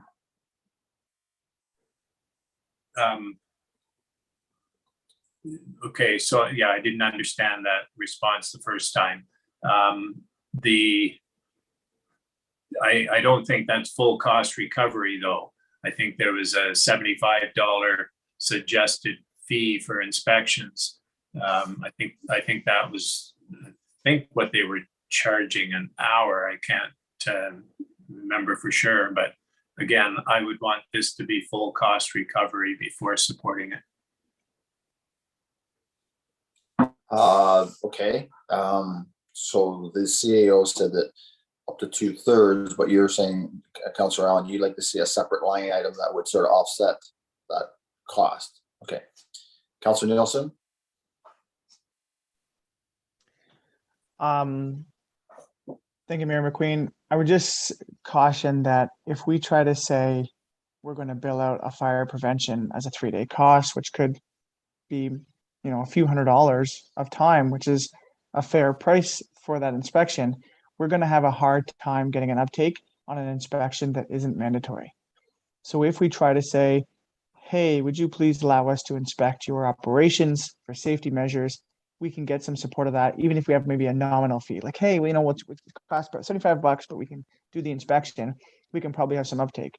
If we were to say to a property owner or business owner, hey, let us inspect, it might cost you $300 or $400, there might be some hesitancy, and then we'll have a hard time actually getting the inspections done. That's just my caution to council here. Okay. Other discussion points? I don't know if the mover and seconder has any thoughts on the revenue side of Deputy Mayor. Thank you, Your Worship. So I think looking at it simply from the budget perspective of the expense and the revenue is a little unfair to the process of it, because if we do proactive fire prevention and we can reduce the number of fires that we send our fire department out to, we would see significant savings there as well. Especially, I think earlier this year there was the explosion of the propane gas tank, which in hindsight could have been avoided with proactive fire prevention, and it took a significant amount of time for our fire department to go out there and deal with that fire. That could be a savings that we we notice. So in the long run, I definitely think this is something that we will see the savings in other departments, or not other departments, but other line items of the fire department. So if we're getting, I think the CAO mentioned 2/3, so about 21,000 in terms of savings right off the bat, or not savings, but in terms of revenues right off the bat, I think we can see significant savings if we are in fact going out and doing proactive fire prevention. Thank you. So Deputy Mayor, just in clarity, you're saying is this, and longer overall, we may see the bottom line not increase. Correct. Well, we will see the expenses reduce. Instead of seeing the revenues increase, we would see the expenses come down. Right. Yeah, it's sometimes hard to manage, or I would think hard to follow not having fires. That's or incidents. That's all. It just makes it a little hard to. Well, had we not, we would have been responding more. It's sort of hard to. It is. It's.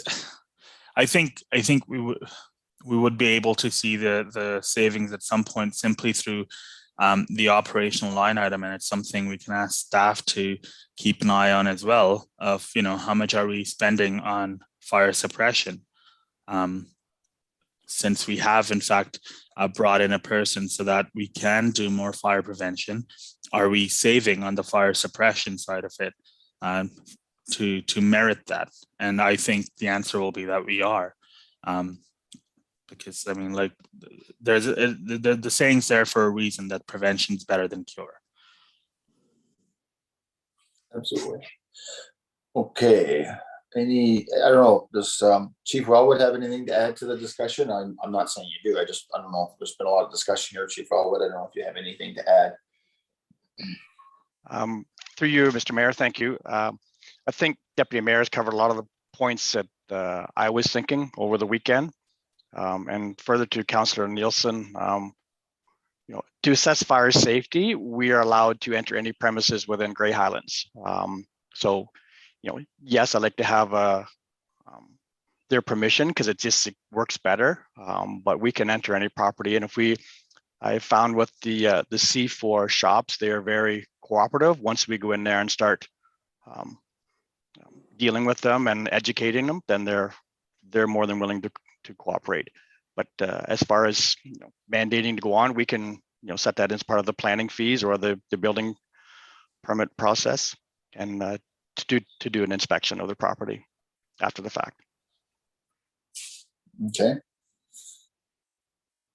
Any other discussion on that amending motion? Councillor Allwood. Thank you, Worship, through you to the Deputy Mayor. So, I mean, what you're proposing is an increase on the levy from the 40,376 that's in there to the original figure of $75,079. Close to 35,000. Thank you. That's close to 35,000, right?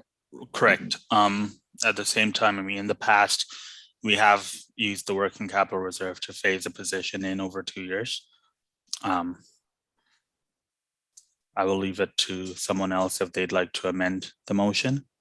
But yeah, effectively, that is what I am proposing. Councillor Allwood.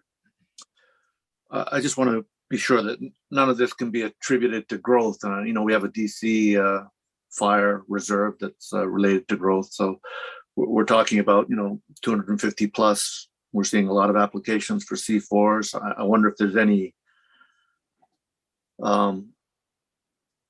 justification for using the DC growth or fire reserve that's available. Thank you. It's generally related to capital costs that we're incurring, but Madam CEO. That's correct, Mr. Mayor. Through you, we can't use DCs for operating costs, only capital. Okay. Any other discussion on this amendment? The question I have to the Fire Chief Wellwood is, as we saw an increase to our municipal insurance, and I know I'm experiencing this with farm insurance changes and upgrade and updating stuff like that. Are the commercial shops not finding that they're also being required through their insurance as well? And I don't know if you have any comments there or not, but generally, like what drives a lot of that changes is when there is a fire, as the deputy mayor has indicated, that there's a claim or there's a payout. The industry itself, as we've seen all across different parts of insurance itself, has been increasing. Does that not capture some of that inspection or changes, or and maybe this helps them? I don't know. Do you have any comments to that? Thank you, Mr. Mayor. As far as the C4 commercial properties, history and my experience has shown that a large number of those are not insured. They're self-insured through their community. So there's no insurance benefit to them. So there's no insurance requirement. I have found that they're very cooperative once we educate them to realize that they don't like to replace facilities and barns and buildings and so on. And once we educate them on proper safe handling, they're more than willing to be compliant. But vast majority of them do not have insurance. Now the in-town properties definitely have their insurance. Rates would go up. I'm not sure how that would be offsetted by some annual inspections and so on. I would think it would be their benefit. Yeah, generally just in insurance, it's the revenue or the cost of your policy usually drives inspection and trying to drive that cost back down, or usually it's the bench or what do you call it? When you have to pay a deductible, usually it goes up or it gets changed there. So thank you very much for that clarity. That makes a little more sense there as well. Okay, so go ahead, Councillor Little. Thank you, Chair McQueen. Yeah, I just think I should weigh in here that the decision at the committee was to reduce this to part-time, and I'm not sure I agree with the deputy mayor's analogy of the bridge. To me, this looks like it could be phased in over 2 years. And that way we could ascertain if the fees are, adequately addressing the need and make adjustments accordingly in the following budget year. If I've misunderstood the situation, that's how I see it anyway, as more of a phase in. Thank you. Okay. I think that was some discussion maybe at our committee of the whole meeting. There's a bit on that, as I recall. Okay. Any other comments to this amendment that's on the floor? I think I said it before, is to change it back for the fire administrative MSA from a part-time to full-time, changing the levy increase from 43.76 to 75.079. Did I miss anything there, Madam Clerk, or did I capture pretty much that motion? Yeah. Okay. Seeing there's no other discussion, all in favor of this amending motion? Opposed? Okay, that amending motion is lost, 2-5. Okay. Any other discussion on that long list of 28 items that are on the floor for additional items that's been moved in second? Do I hear any other discussion? Madam Clerk, will you do the honors of then reading the motion off, please? Certainly, Mayor McQueen. The following Point of order. Sorry. Before the clerk reads it, I would like a recorded vote so that she doesn't have to read it again. Okay, but still won't prevent her to read the motion. Well, it just prevents the 2 times of reading it. Yeah. All right. Go ahead, Madam Clerk. Certainly. So a recorded vote was requested on the following, that the following additional items be included in the 2022 budget. Number one, building official, 101,762. Number two, corporate HR intern convert to HRHS coordinator, FTP 50,124. Number three, corporate Center Gray Hospital contribution, $200,000 to be funded from the working capital reserve. Number four, corporate increased asset management reserve, 120,739. Number five, corporate communications coordinator, 63,432. Number six, corporate board manager module, 2,000. Number seven, corporate cemetery bollards, Markdale, $5,000 to be funded from working capital. Number eight was removed. Number nine was removed and dealt with separately. Number 10, corporate COLA adjustment 2.5% for 136,500. Number 11, ECDEV tourism ambassador summer student 11,221 to be funded from working capital. Number 12 was removed. Number 13, environmental wood grinding at waste diversion sites 50,000 to be funded from the gas tax. Number 14, facilities, engineered fiber top mulch at all 7 parks, 3,500. Number 15, facilities, structural reports for all 4 arenas, $30,000 to be funded from the gas tax. 16, facilities, parks and recreation on-call scheduling, 9,600. Number 17, facilities, rekeying locks on all halls and facilities, $5,000 to be funded from the facilities reserve. Number 18, facilities, cleaning contract service, $60,000 to be funded by user pay through amendments to the fees and charges bylaw. Number 19, facilities, Olympia Lease Rockland, $10,000. Number 20 was removed. 21, facilities, grass cutting and maintenance at Osprey Community Center, Badgeros, Ballfield, and Markdale Riding Ring, 7,200. 22, facilities and environmental, Eugenia regular phosphate and well testing, 2,400. Number 23, facilities, floating dock at Flushton Pond, $10,000 to be funded from Parkland Dedication Reserve, subject to a staff report approved by council. Number 24, fire administration MSA, 40,376. Number 25, planning, increasing the staffing capacity of $40,000. 26, transportation, crossing guard location technical review, $10,000.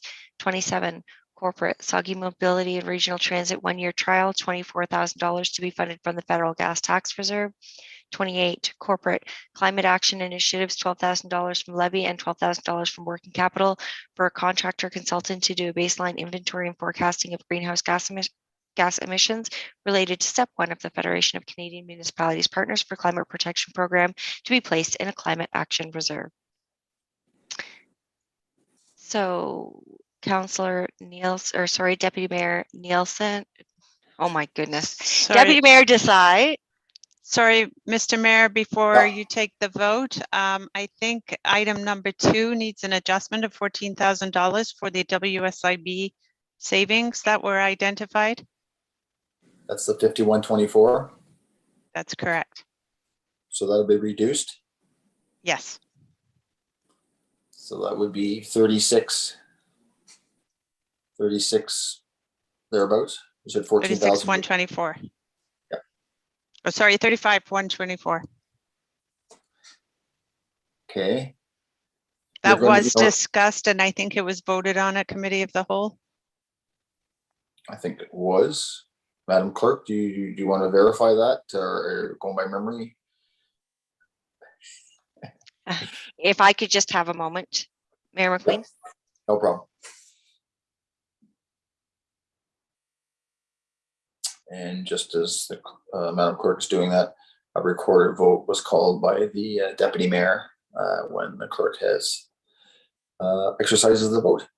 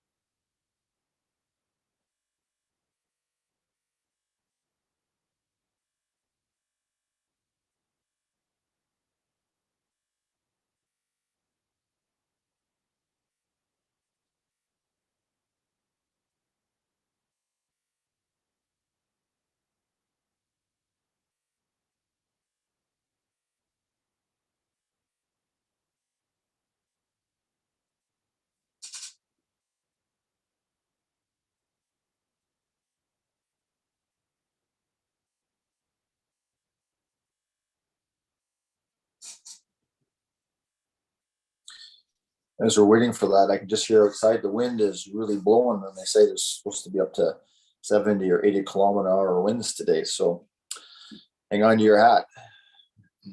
Then we're supposed to get into a deep freeze and snow tomorrow. So I got a jacket gifted to me for my birthday yesterday, and it's really warm. So I think great timing on that.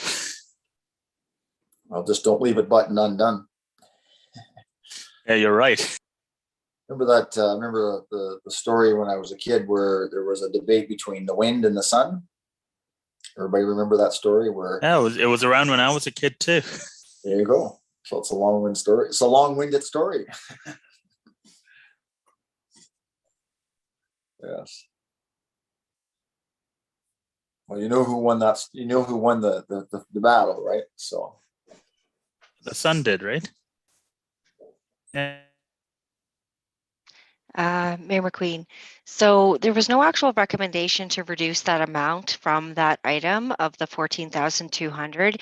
It was simply noted that there would or savings. could be savings of $14,200. So So if that is a would be, I would recommend that council amend this main motion to show that reduction. But I okay. would request clarity from finance that it is a for sure. Okay, let me get that clarification first. So from finance, is that a for sure that there is a 14,000? I remember it was on the sheet, $14,000 savings. And if it is, I think there's an individual that wishes to move that.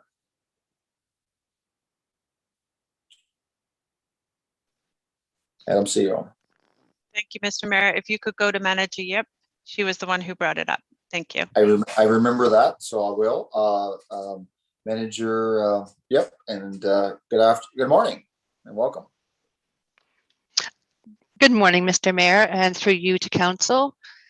Yes, we discussed this, or you discussed this at the second committee of the whole meeting, and the $14,200 is a potential savings if the municipality completes 5 health and safety programs. So it's 2% rebate from WSIB, which equals a $14,200. My recollection is that one of the council members asked the CAO if this was going to be mandated for this new position to do, and I believe her response was yes, as health and safety is a priority for the municipality on a go-forward basis. I think I've answered it. Is there any other questions? Well, just for clarity, then you would agree that the extra savings of 14,200 would reduce the cost of 50,124, thereabouts being around 35,000 and change. Yes, Mr. Mayor, that is true, and So I've confirmed. Go ahead. And I've confirmed with WSIB that there are a number of health and safety modules to complete that would last at least 7 years. So this is not a one-time savings. It's going to be a savings for at least 7 years. And if you predict into the future as health and safety changes and legislation changes, we have 7 years at least. Right. And probably similar to what the deputy mayor was saying about fire prevention, it's probably safety prevention saves our costs as well. We want everybody to be safe. Most Thank definitely. you. So what can you give me, or can the CEO give us that exact number? Because 14,200 is going to be a different number than 35. I think originally Yes. you said that. I have it, Mr. Mayor, 35,924. 924, close to 36,000. Councillor Allen, were you caring to make that amendment? Yes, I will make that amendment. And yes, I was that councillor that asked the question about where it said, if we do this, and I said it should be that we will do this.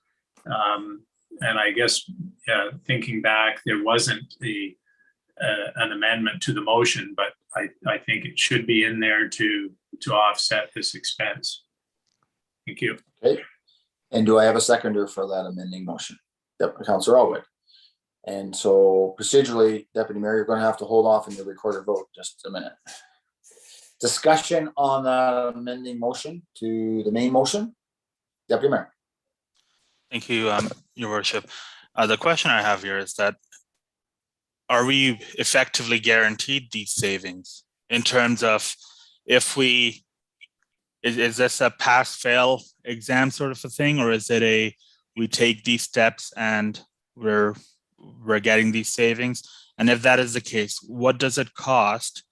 Is there a material cost to taking those steps? For example, with health and safety, like, is there a cost to having certain structures in place so that certain accidents don't happen? And if that is the case, have we budgeted for that? So basically, yes, that the question is, how guaranteed is the 14,000 savings? Should we maybe hold off on those savings for a year? Or budgeting for those savings until next budget? And the second is there a cost to completing the modules? Thank you. Okay, you asked a lot there, so I'm going to go back to Manager Yep. Were you able to catch those questions that the Deputy Mayor was raising? Thank you, Mayor McQueen. For the most part, I think so. The expenses would be captured in the offset of hiring this position. If we do not hire this position, these programs cannot be implemented because it is a significant amount of time. I reached out to my HR counterparts in surrounding municipalities who have dedicated health and safety officers, and those are the people that actually work on this. So there is an incentive from the government to put these programs in place. As far as outside, other costs, I don't know right now. Initially, it's programming. So do we have a health and safety policy on a number of things, identifying hazards, health and safety policies, there's a variety of things. So I can't answer whether there'd be another cost if we don't know what the hazards are. Thank you. So it's sort of like a work in progress. It's sort of evolved. Is that what you're sort of saying, Manager? Yep, it's sort of evolving. Yeah, through you, Mayor McQueen. Yes, absolutely correct. What happens is when you sign up for the WSIB Excellence Program, you're assigned with a consultant that actually works with you, and there's no cost to that. We've already started working with that consultant, as you saw in the budget, the reversal of the $12,000. When I talked to WSIB about the work that we have done on this program, the work that we were in policies and procedures, the work that we've done so far will count towards our first program. So that was a good use of those dollars, because they will assign us the same person that we've already are in a relationship with. Okay. Thank you. It's all heading in the right direction. So, Deputy Mayor, do you have a follow-up to your question? Okay. Again, so we have an amendment to item number 2 with regards to the HRHS coordinator with an adjustment from 5124 to 35,924. Okay, do we have any further discussion there on this amendment? Seeing none, all in favor? Okay, that was carried unanimously. All right, so so the main motion has been amended. Deputy Mayor has asked for a recorded vote. So Madam Clerk, I'll allow you to do the honors. Thank you. I'm not going to read the entire thing again as we just read it, just noting that clause 2 is corporate HR intern convert to HR HNS coordinator, FTP 35,924, but the rest of what I read earlier remains the same. So as a recorded vote was requested, by Deputy Mayor Desai, we will start with Deputy Mayor. In favor. Councillor Little. In favor. Councillor Nielsen. In favor. Councillor Valaket. In favor. Councillor Allen. Opposed. Councillor Allwood. In favor. Mayor McQueen. In favor. By a vote of 6-1, that motion has been carried. Okay. The Then our next item is the, correct me if I'm wrong, Madam Clerk, 3.12, That is correct. because we did the capital one already. So, so there is 8 items there. And with regards to the majority drivers and annualization and inflation be received, and that the following drivers in the annualization and inflation be included in the budget for council consideration. Is there somebody care to move and second that? Councillor Nielsen. Second by Councillor Little. And the Deputy Mayor, just briefly, I'm going to pass the chair over to you because I've drank too much tea and I got to step away for a minute. So Sounds good. I'm going to pass it over to you. All right, thank you. If the rest of council is okay with it, we can take a brief pause while we wait for the mayor, or do we want to have debate on this? Councillor Nielsen. Just a comment, Chair Desai. Just my comment was going to be that to reflect on the reductions in the base budget of the $343,168. Just for public's understanding, while we have taken the 2021 budget as the base budget, this line in particular reflects a change in that base budget. Staff did go through the base budget and find areas where they were able to find savings. So it's just important to just comment for the public, general public's understanding that we have done an investigation on the base budget on the 2021 budget and found savings there. Thank you, Councillor Nielsen. Anyone else? Councillor Little. Thank you, Deputy Mayor. I'm just wondering if, you know, these are, a lot of these are based on estimates partway through this fiscal year, and I'm wondering if there are any significant updates to any of these items that staff is aware of. Thank you. Thank you, Councillor Little. CAO Goffin.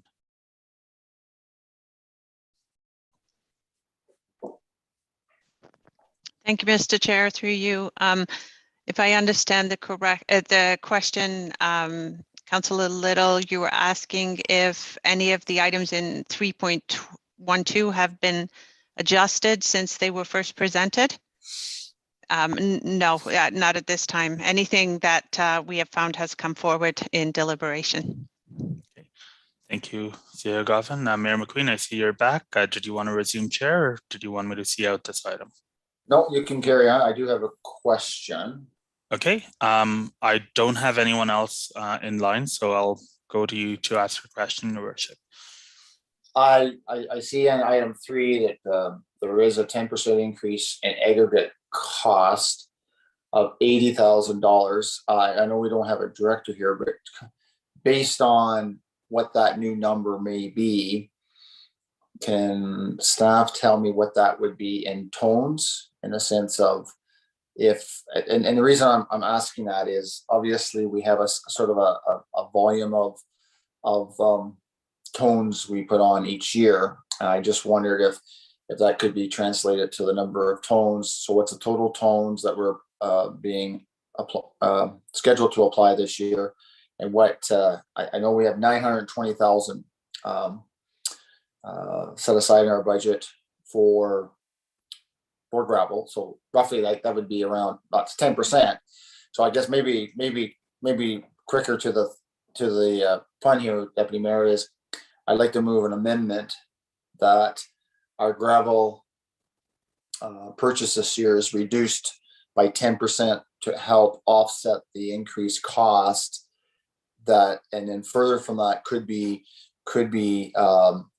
captured in a following year, because we're looking at going to, maybe I don't need to add that in the motion.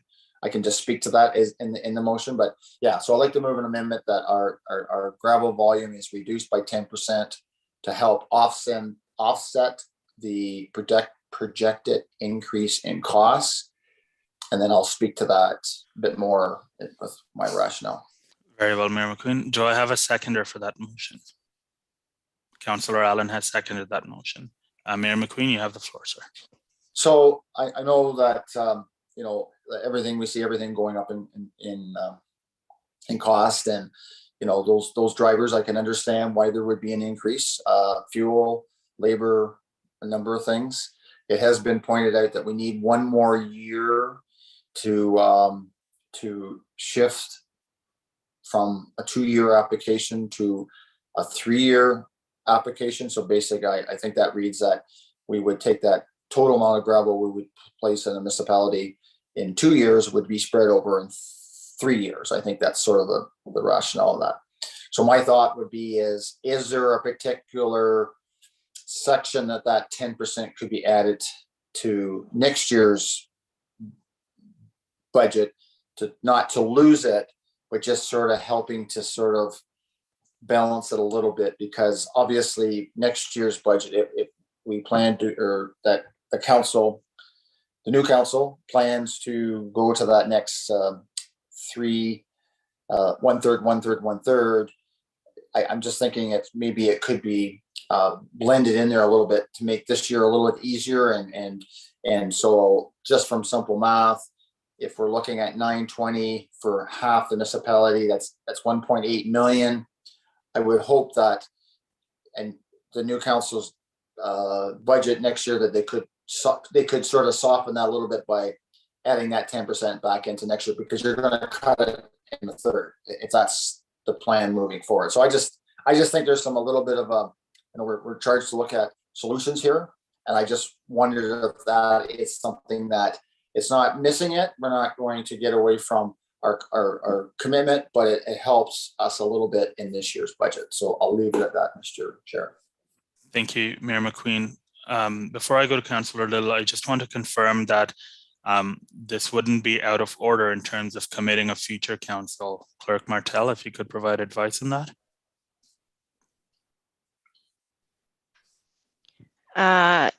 Thank you, Chair Desai. No, this was discussed at a previous meeting that council is always making decisions that tie the hands of future councils in relation to budgeted items.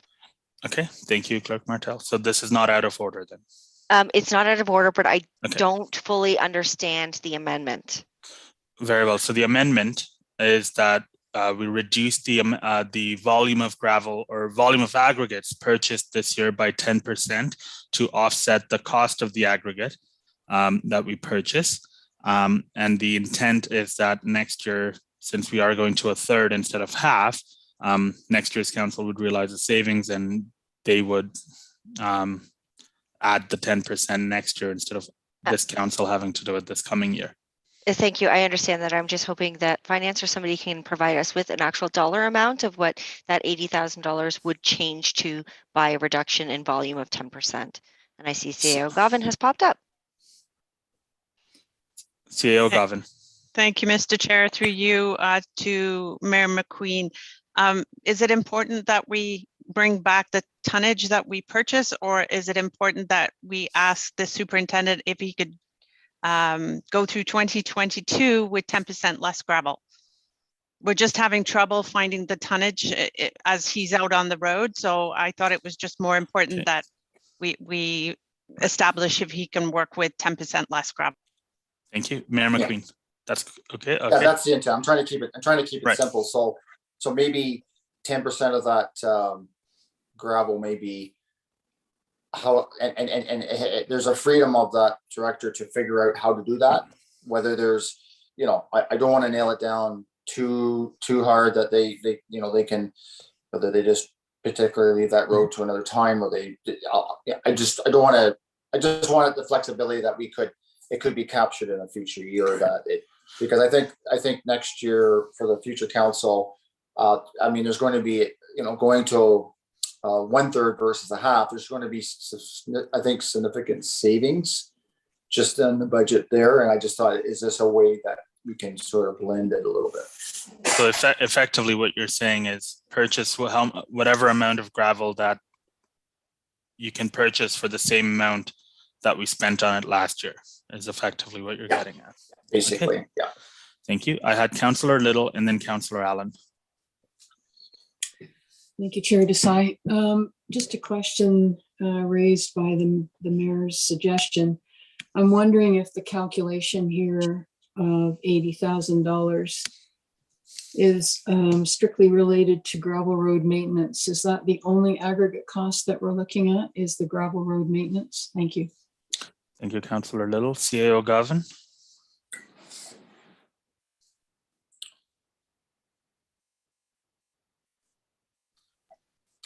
Thank you, Mr. Chair. I need to get clarification on that. Okay, thank you. Councillor Allen, while we're waiting for the response, did you have a question or a statement? Yes, thank you. So I was thinking, if we are going to reduce the amount of gravel, are there some roads that we can reduce the amount of gravel we put on?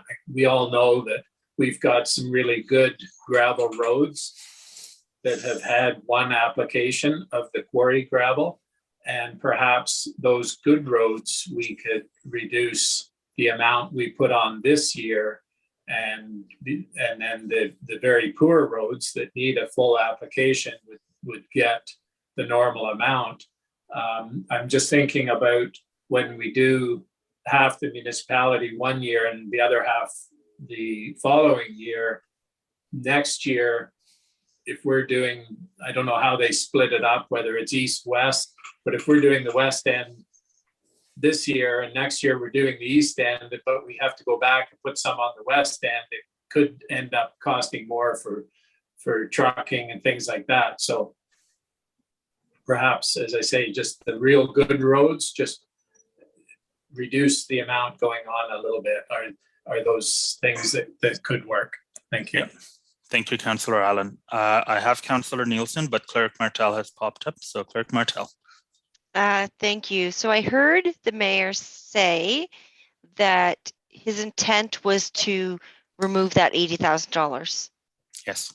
So in wording it, I would have the amendment be worded that the main motion be amended by removing the $80,000 from clause 3 through adjusting the volume of gravel purchased in 2022. Okay. Because a 10% reduction in volume purchase doesn't equate to the 80,000, but okay. So if that's okay with the mover and seconder, I'll use that wording in the. I've seen a nod from the mover. The seconder, are you okay with that wording? I'm seeing nods. We're okay with that wording, Clerk Martel. Mayor McQueen, I'll come back to you. Councillor Nielsen, you had your hand up. I will hold my questions for the moment, Chair. Okay. Mayor McQueen. I just took a bite of my bagel. Sorry, I blame Councillor Nielsen.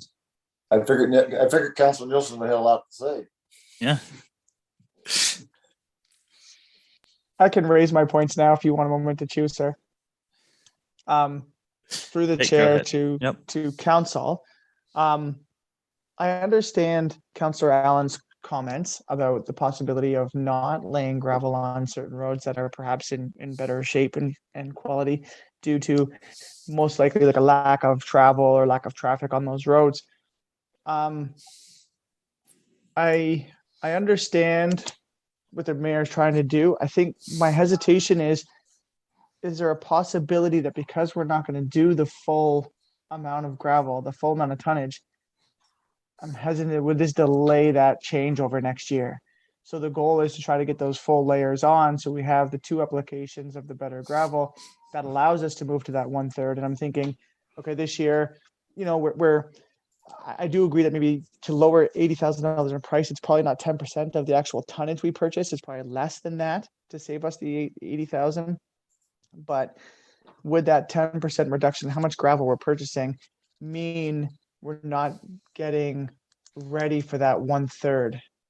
And the unfortunate part is, I think to get an answer to that question might prove difficult, as the gentleman who would probably provide the answer seems to be doing a good job at the moment and working when right now we've just had some good snow and lots of stuff. So I'm sure he's busy at the moment. But that's kind of my only concern here, is that if we're doing this, are we delaying that opportunity to move to find those savings that we can find next year? Thank you, Councillor Nielsen. I have Mayor McQueen on the list, but CAO Gavin has come back and there was a few questions raised. So CAO Gavin, I will cede the floor to you. You're muted. Thank you, Mr. Chair, through you. So in relation to Councillor Allen's question, we did ask the superintendent that last week, and he was reluctant to recommend that there was any reduction because he needs to do that fourth application on the one side in order for everything to be completed and then to go to the every other year. We are having difficulty getting hold of him at this point in time.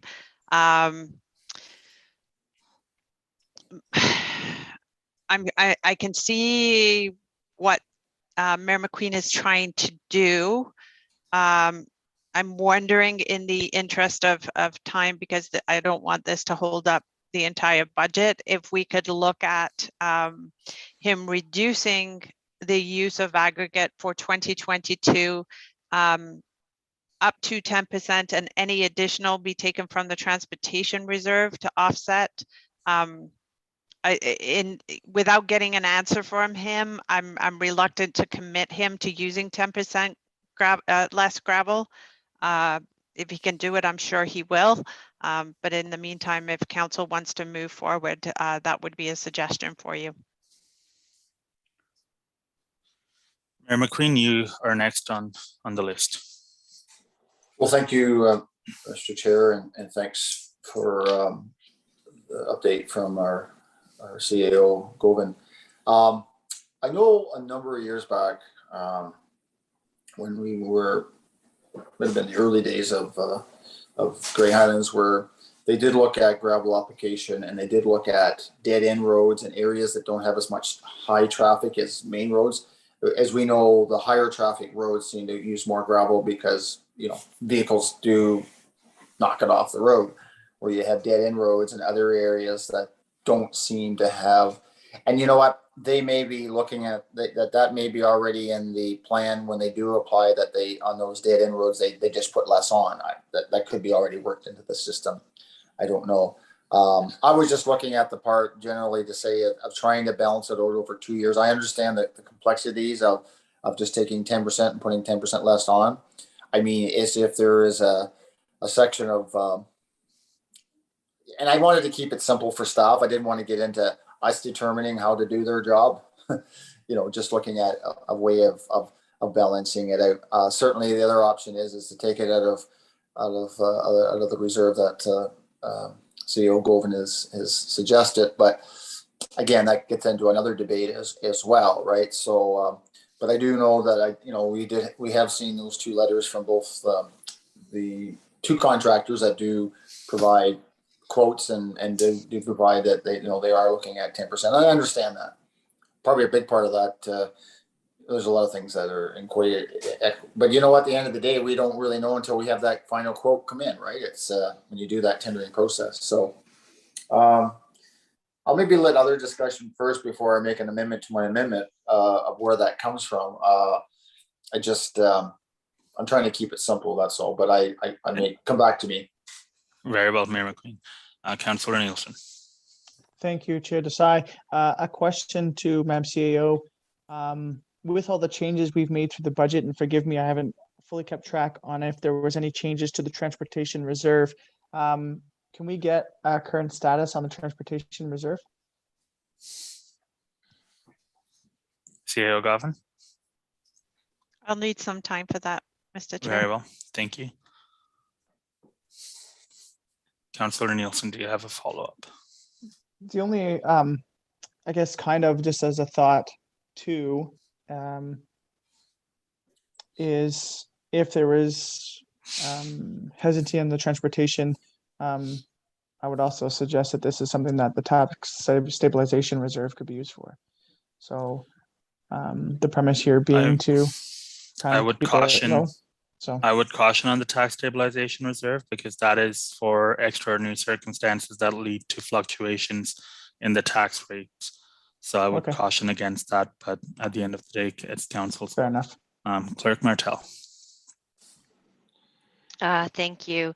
So further to what CAO Gavin had said, So the motion that we have as the amendment that's on the floor is that the main motion be amended by removing the $80,000 from clause 3 through adjusting the volume of gravel purchased in 2022.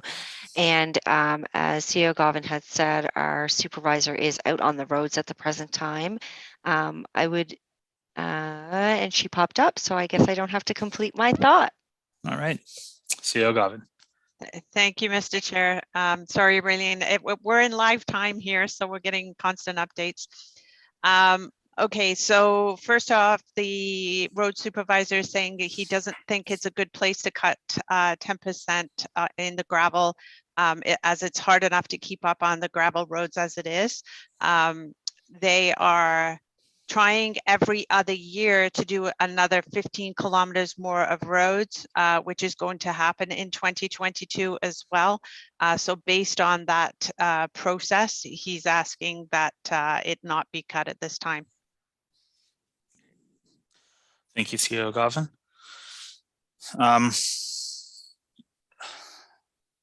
The one thing I will say is that we are 3/4 of the way through the plan. So we're almost there. Mayor McQueen, you raised your hand. Yeah, so so then maybe a small amendment to my amendment would be that the 80,000 be supported by the transportation reserve. As we know, we're going to have savings next year.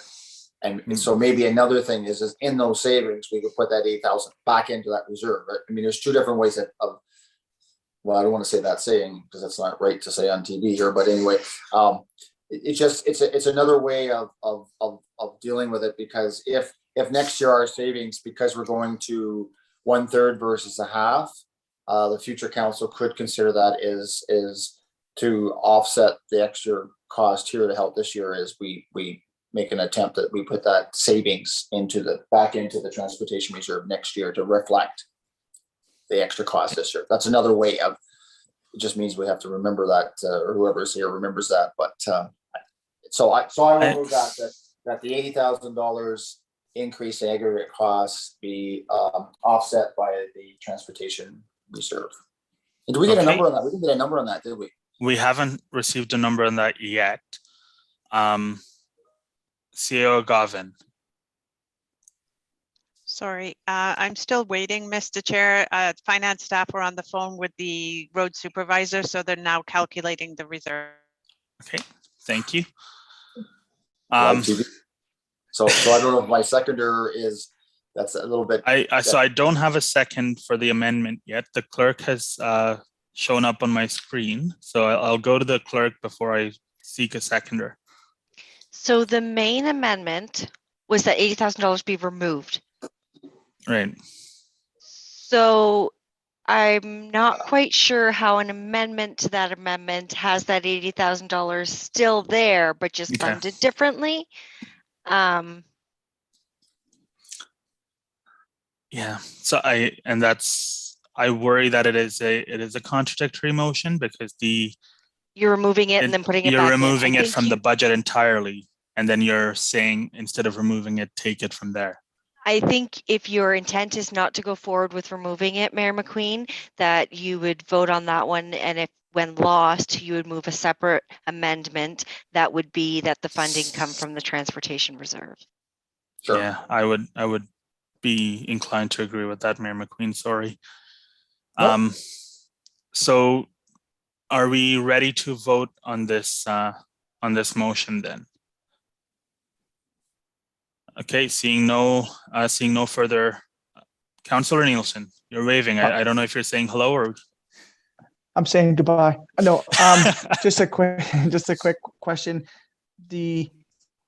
This change coming from reserves affects, because this is an operations budget. I want confirmation this is an operations budget, and that changing this, if the plan is to move ahead, I know we're trying to vote on Mayor McQueen's first motion. If the plan is to change this to a reserve, it would affect next year's budget because it would be part of operations. I just want confirmation. I would suggest that we have that question answered after we've voted on this. I don't see it as germane to this motion unless you feel that the answer would affect how you vote on this motion, Councillor Nielsen.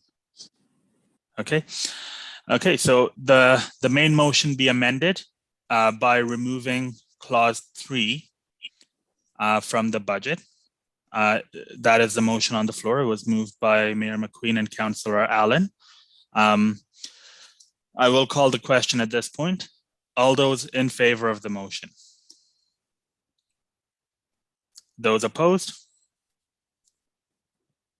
Okay, that motion is lost. Mayor McQueen, I will go back to you. Yep. So I would like to move an amending motion that, I'll maybe seek the clerk for proper wording here, but that the $80,000 increased cost to aggregate, or the aggregate cost increase, is offset by the transportation reserve. Okay. And I'll speak more to what I said earlier on about next year, Very but I'll leave it. Is that suffice, Madam Clerk? Clerk Martel? That is good. Do I have a seconder? Councillor Allwood has seconded that motion. Councillor Nielsen, I know you'd asked a question that I hadn't put to staff. I will put that to staff before I go to Mayor McQueen, in all fairness to Councillor Nielsen. CEO Govin, Councillor Nielsen's question, if I recall correctly, was if taking this 80,000 from reserves this year for an operational cost would lead to an increase in taxes next year. If you could respond to that, please. Thank you. Thank you, through you, Mr. Chair, to Councillor Nielsen. Yes, it would, because we're taking out of reserve to fund operating. I think what Mayor McQueen was thinking is if we were spending less on gravel next year, that we could offset the 80,000 next year. But we can't pass that motion in 2022 budget because council only has the authority to approve 1 year. So there would be assumptions there on the new council. But in saying that, council can pass a resolution that staff include it in the 2023 budget to offset, and then it would be up to the new council what they wanted to vote on. Thank you, CEO Gavin. Mayor McQueen, and then Councillor Little. So just in clarity, then this council term goes to next year. So that would be something that could be added as a notice of motion, or just as another motion at a council meeting, or how could we, just so it wasn't lost through. So basically that was the intent. Yep. Because it just, you understand, I've said it already, it's going to be a lot less next year. Mm-hmm. We're just trying to balance it out. So Madam CEO or maybe the clerk, how would you, just clarity on that we need to bring a motion. Thank you, Mayor. Sometime next year that would reflect that. So just for clarity, are you asking in terms of moving the 80,000 back into the transportation reserve, or simply looking at the savings of whatever amount it is because of the lower volume of aggregate? You're asking? Yes, I'm asking you, Mayor. Sorry. So for simple math, so it's saying this year it's 920. Yeah. So you take 920 and you times that by 2 is 1.8, and you divide that by 3. So what's that, around 6 something? So you're going from 6 to 9, right? Yeah. So so we know it's going to have a great impact next year on a reduction to the overall operation itself. Right. So then if there is the intent of that 300,000, we could take 80 of that, and 220,000 could still be a savings of that 2023 budget. Right. So effectively, you're asking when we can bring forward the motion to move the 80,000 from operational back to the transportation reserve. Thank you. That'd be sort of borrowing from Peter to pay. Yep. To pay Paul. Myself. Thank you, Mayor McQueen. Clerk Martel. I'll leave you with that question. Thank you. So we can simply do, because this is special counsel, what we can simply do is do an amendment to this amendment to add a clause that that $80,000 of savings recognized in 2023 be added to the budget to be included in reserves for the 2023 budget. Okay. To replace that. So that needs to be a separate amendment to the amendment? It's an amendment to the amendment, yes. Okay, okay. You're moving it? Well, I saw Tom Allwood throw his hand up Okay, there first. so- sure. Okay, Councillor Allwood. Thank you, Mr. Chair. I was just looking for some clarity. I mean, the one-time reversal and one-time, sorry, what's the correct term here? We reversed one-time budget implications. Correct. And also there, in the 2022 budget, there was a reduction in the base budget. So obviously our gravel costs in 2023, there'll be some significant changes in our gravel costs. So I assume that would be reflected in the an adjustment to the base budget, and that using the reserve to fund operating costs in 2022 would be reversed if we follow our standard procedures. You are correct, So Councillor Allwood. I believe that we need amendments. so. I believe the intent of the amendment is to make the transportation reserve whole. What you are saying is correct, that it would come off the base budget and it would come off the operating budget, would see the savings. The intent of the amendment that is being proposed is to make the transportation reserve whole following the withdrawal of 80,000 this year. So I'm still looking for a mover and seconder. So I'll move that amendment that the clerk mentioned before it's forgotten. Fair enough. Thank you, Mayor McQueen. Councillor Allwood, are you seconding? Perfect. Thank you very much. So we have an amendment to the amendment. Councillor Little, I have you on my list next. Thank you, Chair Desai. Yeah, I had a question a while back that I never got an answer for. Right. Maybe the answer is obvious, but not to me. This whole idea is premised on the idea that we're going to realize some savings next year because of the reduced amount of gravel that we're going to need because of our scheduling in the past few years. And my question was, are all our aggregate costs related to gravel road maintenance, all or primarily? I guess I'm only wanting to know if there are some other uses for aggregate that I'm not recognizing, we're not taking into consideration. Thank you. So I do apologize, Councillor Little. You had asked that question and it had slipped my mind to go back to staff on that. CAO Govan.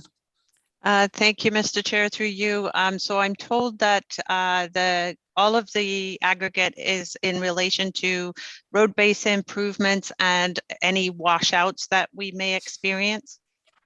Okay, thank you. Mayor McQueen. And I'm just looking for, just to add to that, if you remember our road tour, the only road tour we've had at this term of council, I think it was the third line. Yeah. Where they were improving the base and then putting gravel back on there. I think there's a continuation of doing that to improve Correct. our overall structure. So obviously the cost of 920 is more than just maintenance gravel. It's also including those kilometer or 2 kilometers of road base improvement as time goes on as well. Yep. Thank you. Did you have a follow-up, Councillor Little, or was that? No, thank you, Mr. Chair. Thank you. I do apologize for not keeping that question in mind. Any further questions or comments from members of council? Okay, seeing none, I will call the question on the amendment to the amendment. Clerk Martel, can I bother you to read the amendment to the amendment? Thank you. Certainly. That the amendment be amended by adding the following clause, that $80,000 in potential savings from the 2023 gravel costs be added to the 2023 transportation reserve for council consideration during the 2023 budget deliberations. Thank you very much, Clerk Martel. All those in favor of the motion? Any opposed? Okay, that is carried. We are now on to the amendment to the Clerk Martel, sorry. Can I just get verification on the mover and seconder? Yes, it was Mayor McQueen moved it and Councillor Allwood seconded it. Perfect, thank you. Thank you. We are now to the amendment to the main motion, which was moved by Mayor McQueen, seconded by Councillor Allen. Mayor McQueen, you're raising your hand. Yeah, just a point of clarity. I'm not sure if the Madam CEO has that number that was asked with regards to the transportation reserve. I just saw one of the guys driving by here, so maybe they're chasing. You should have stopped him. Could have been the supervisor. CAO Gavin. Thank you, Mr. Chair. So after the $80,000 is taken from the reserve, the balance will be $575,000 approximately. Okay. Borrowed. And borrowed. 575,000. And sorry, the transportation reserve, is that the same as the winter maintenance reserve, CAO Gavin? It is not. It is no. Sorry. I think I've lost. No, it is not. Okay, thank you very much. Thank you. Okay, any further questions or comments? Okay, seeing none, I will call the question on the amendment to the main motion. Clerk Martel, once again, if I may have you read the amendment, please. Thank you. So the amendment as amended reads that the main motion be amended by indicating that that clause 3 be funded by the transportation reserve and that $80,000 in potential savings in 2023 gravel costs be added to the transportation reserve for council consideration during the 2023 budget deliberations. Okay, thank you very much. Final questions or comments? Seeing none, I will call the question. All those in favor of the amendment? Those opposed? Okay, that is carried, Clerk Martel. And now we're on to the main motion. And Clerk Martel, I will return to you to read the main motion as amended, please. And this, I believe, was moved by Councillor Nielsen and seconded, I forget who it was seconded by. Mayor McQueen, are you able to help me on that? Councillor Little. Yeah. Thank you. All right. I stepped away there, yeah. Yeah. Right, so it was moved by Councillor Nielsen, seconded by Councillor Little. Clerk Martel, if I can have you read the amended motion, please. Thank you. So the main motion as amended, that the major drivers in annualization and inflation be received, and that the following drivers in annualization and inflation be included in the budget. 1, corporate, reduced revenue, interest earned on cash balances of $40,000. 2, increased transfer to reserve, council computer replacement, $250. 3, 10% increase in aggregate costs of $80,000 to be funded by the transportation reserve, and that $80,000 in potential savings in 2023 gravel costs be added to the transportation reserve for council consideration during the 2023 budget deliberations. 4, software subscription increase 18,809. 5, decrease in library revenue 13,773. 6, decrease in library reserve transfers of 13,434. 7, increase in library operating costs of $320. And 8, reductions in the base budget of $343,168. Thank you very much, Clerk Martel. Mayor McQueen? Can you just refresh my mind? What's the increase in library operating costs of $320? It just seems like such a small number. I just can't remember what. So I believe that would be the increase on the overall budget. But I will go to the liaisons to the library for further clarification, or perhaps the CAO Gavin for further clarification. It's not a big question. If it's not simple, I'm not worried about it. So my understanding from previous library budgets is that since they just give us a one line item of this is what their operating costs are, that would be what their increase in their budget is compared to last year. CAO Gavin, are you able to confirm that? Thank you, Mr. Chair. No, the library does present us with a line by line budget, not one item. There we go. I'm not familiar with the library budget. I'm trying to bring it up to see if I can easily figure it out. It's not worth 15 minutes to take the time to find through the $20. Sorry. Fair enough. Thank you. All right. So any further questions or comments? Okay. Seeing none, all those in favor of the main motion as amended? Okay, those opposed? That is carried unanimously. Mayor McQueen, I will return the chair to you at this point if you would like. Okay, thank you for that, Deputy Mayor. I appreciate you looking after that.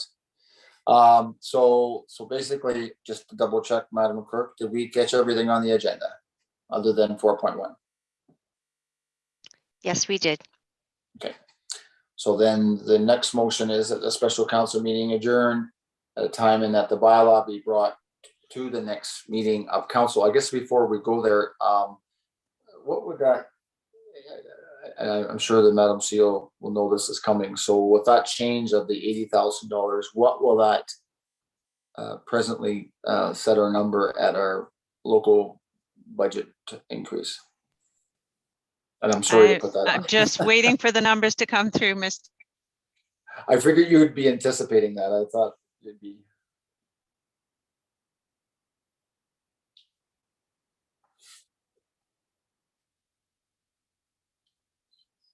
And as the CEO is looking for that, I will say that I was out pretty early this morning clearing snow, and our trustee staff, I ran into it, but I met one of our staff out at a little after 5 o'clock this morning, plowing our roads. And anyway, they were out there doing their job. So I wanted to pass that on. Mr. Mayor. Yeah. Thank you. So the total levy impact with growth is 6.67%. And the increase on $100,000 worth of assessment is $40 and we'll say 10 cents. 40,000. Yeah, $40. Sorry. Yeah. Okay. Councillor Elwood, did you have your hand up? I thought I saw somebody's hand pop up there. Councillor Elwood.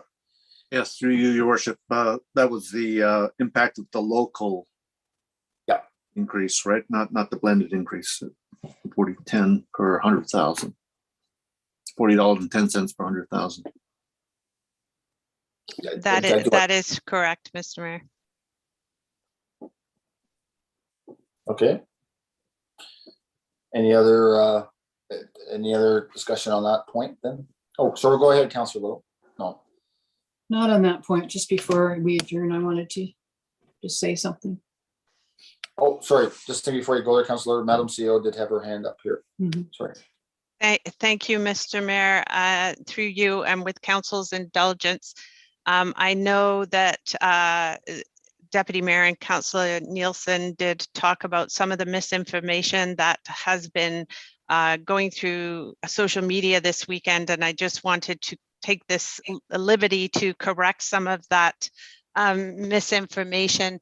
One of the things that was said was that this was the largest levy increase that Grey Highlands has ever increased its budget since amalgamation, which is not true. This is a levy budget increase, and I see if I look back in 2018, the levy budget was increased by 6.56%. In 2019 by 5.10%. 2020 was 12.17%. 2021 was 2.71%. And of course, we just gave council the impact for 2022. Obviously, without having any growth in assessment from MPAC, it appears that the percentage in the tax levy increase is a lot higher. However, in previous years, we were able to take that phase in and put it towards the levy increase. So it's my prediction that members of the public won't see much of an increase over what they normally see or have seen in prior years. So I just thought it was important to get that information out to the public so that there's not misinformation on social media. And of course, we're always available to answer questions from members of the public. Okay, thank you for that, Madam CEO. I have Councillor Little and then Councillor Allen. Go ahead, Councillor Little. Thank you, Mr. Mayor. Before we adjourn today, I just wanted to express my appreciation for staff and for my colleagues for all your diligence and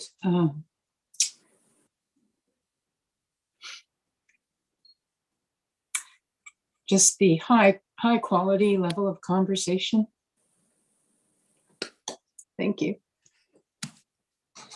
Thank you for that, Councillor Little. And I will say that certainly we are professionals along with our staff, and we try to keep it at a high level. And I think it's important that we have the ability to express our opinions and vote through a democratic way. But at the end of the day, we need to respect each one of ourselves and staff as we go through it. And I think this council has shown that, and will continue to show that for sure. So thanks for those words, Councillor Little.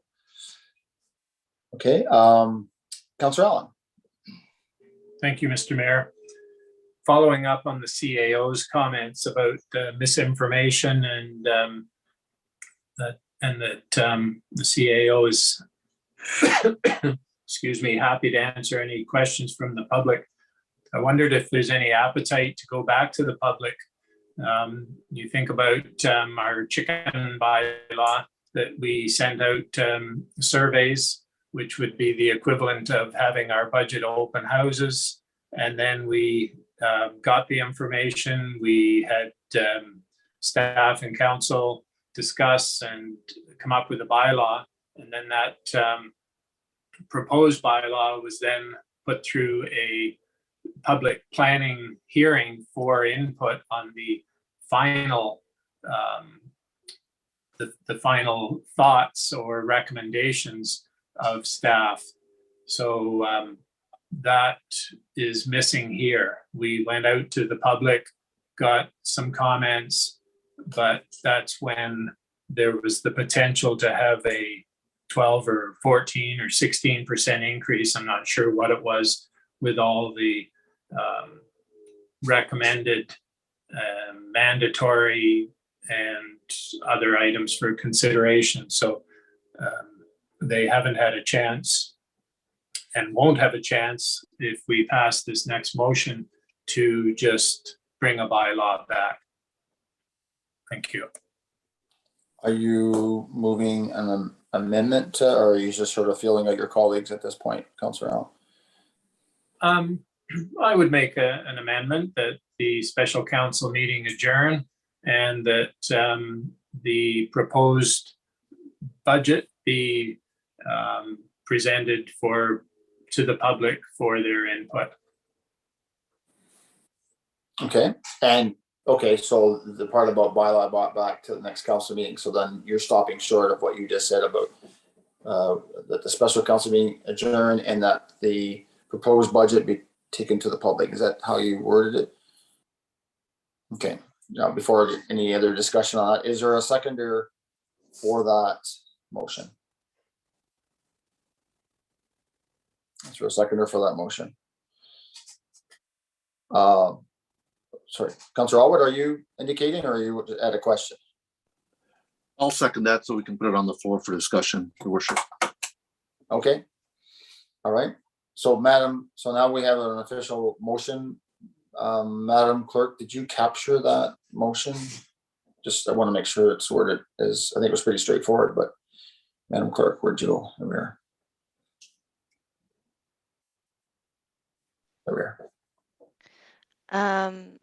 That the special council meeting adjourn at time and that the proposed budget be brought to the public. I'm sorry, I'm not 100% sure. Councillor Allen, I just want to reiterate your intention of your motion. Just that we go to the public before a bylaw is brought back to council.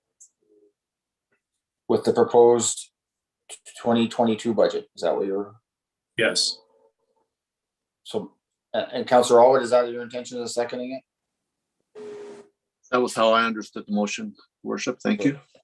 So Madam Clerk, are you able to decipher from that intent? So, and then there's questions coming up here for sure. So while you're doing that, just hang on. Hold on. Councillor Allen, do you have any? You did show an indication. Did you have a change to that, or?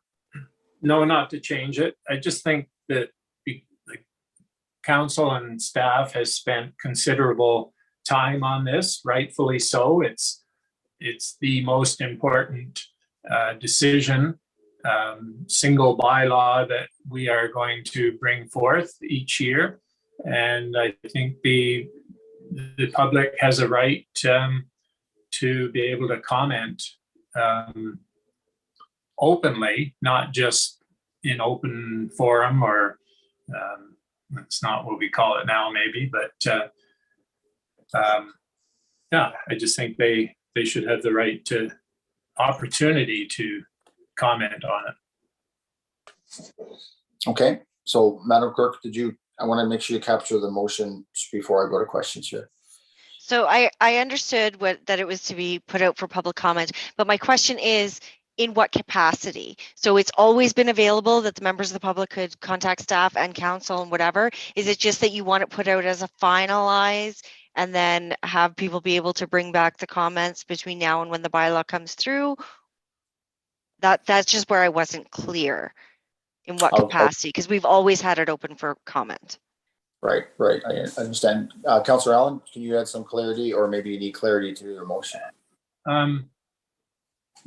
Well, I'm open to hearing council's thoughts, but not just putting it out on the website and waiting for responses. I think it similar to the open house that we had prior to deliberations. Okay, so similar to, so that should be maybe. So a public meeting. We used to have public meetings for the budget after staff had their deliberations. And if this motion is passed, maybe there could be an amendment to how that, if this is the intention of staff or council, if that's the intention, then we can maybe have a separate motion to what that would look like. Madam Clerk, does that add enough clarity? I got from Councillor Allen a public meeting. So definitely, so that the special council meeting adjourn at time and that the proposed budget be presented at a public meeting. I think thank you. Yeah, Councillor Allen, Deputy Mayor, and Councillor Elwood, is that the motion that you are moving in second? Okay, got that clarity. Okay, so questions. I have, sorry, Councillor Allen, do you have anything to add to the motion? And Councillor Elwood, before I go to questions. I guess just that I don't see a downside to going to the public. It's their money we're spending, and I think they have deserve an opportunity to speak on exact amounts that we have decided on. Thank you. Thank you, Councillor Elwood. Do you have anything to add? Oh, I think we've talked about the importance of communicating with our ratepayers and public, and I think given the concerns we have about the misinformation that's out there, I think it would be a good opportunity to present the work that council and staff have done with the budget and put the right numbers out there. Thank you. Okay, thank you. So I have Councillor Nielsen and Deputy Mayor's first. What I saw indicated I maybe missed somebody. Go ahead, Councillor Nielsen. Thank you very much, Mayor McQueen. A question on process for the clerk for starters. So my first question is, the votes we have just had have ratified the budget. So my question is, now that those votes are ratified, and then once we adjourn this meeting, is there process that to go back and edit this budget? Or once we adjourn, we are officially saying we're done editing this budget? That's my first question. Okay, good question. Clarity, Madam Clerk. Thank you. By ratifying the committee of the whole at the council meeting, you have in essence made those decisions, and staff can start to work towards implementing those decisions. The bylaw at the final bylaw is a process piece. In that regard, it's kind of like how you've always heard me say that we shouldn't pass a resolution early in council, that a bylaw be approved, that it's just to be considered, because if you approve it in resolution and don't approve it in bylaw, then you have a conflict. So that's why whatever you pass in resolution is in essence, it's final. It is passing. The bylaw is the process piece at the end that just ties everything up in a nice nice, neat bow. In relation to requirements to change anything before the bylaw comes, but after ratification, you would require to go through the reconsideration process in order to make any changes. Okay, Councillor Nielsen. So that's Thank you, question Madam Clerk. 1 answered. Secondary question is there, this is more of a harder question, I think, to answer. Is there a chance that we could have the public have the bylaw moving forward to the next council meeting and have the public open house or public meeting prior to the December 15th council meeting? In other So words, that's in, if we approve this motion, would this motion delay the full process? Madam Clerk, I hope if you have any points of clarity, I'll seek them for Councillor Nielsen. Go ahead. Certainly, we can always include the bylaw on the December 15th council meeting. We can find out from council their availability on a public meeting between now and the 15th for the ratification. So it all depends on council availability for this public meeting on whether or not there would be any delays. Okay, and that would be, and I guess that's the thing, and this, just in clarity in this motion, it does say go to a public meeting, but it doesn't say when. So I guess it all depends on whether this carries. There might be a separate motion or determination of what that looks like. And then those are good points you raised. Go ahead. My final question is to this council, which is maybe more so to the mover and the seconder. Is your objective to have a evening meeting to try to get the public input, or is your objective to be able to just kind of schedule a meeting, there's an opportunity 9 a.m. or 10 a.m. before council, the day of the next council meeting kind of thing, or is your hope to try to have an evening meeting? Those are my 3 questions.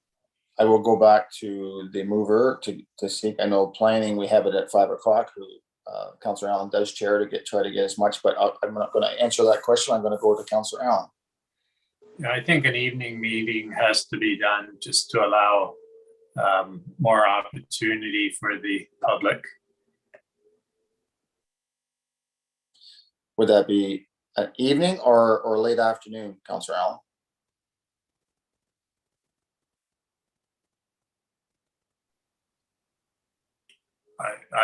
I would say it would have to be at least 5 o'clock, but a lot of people are not home at 5 o'clock.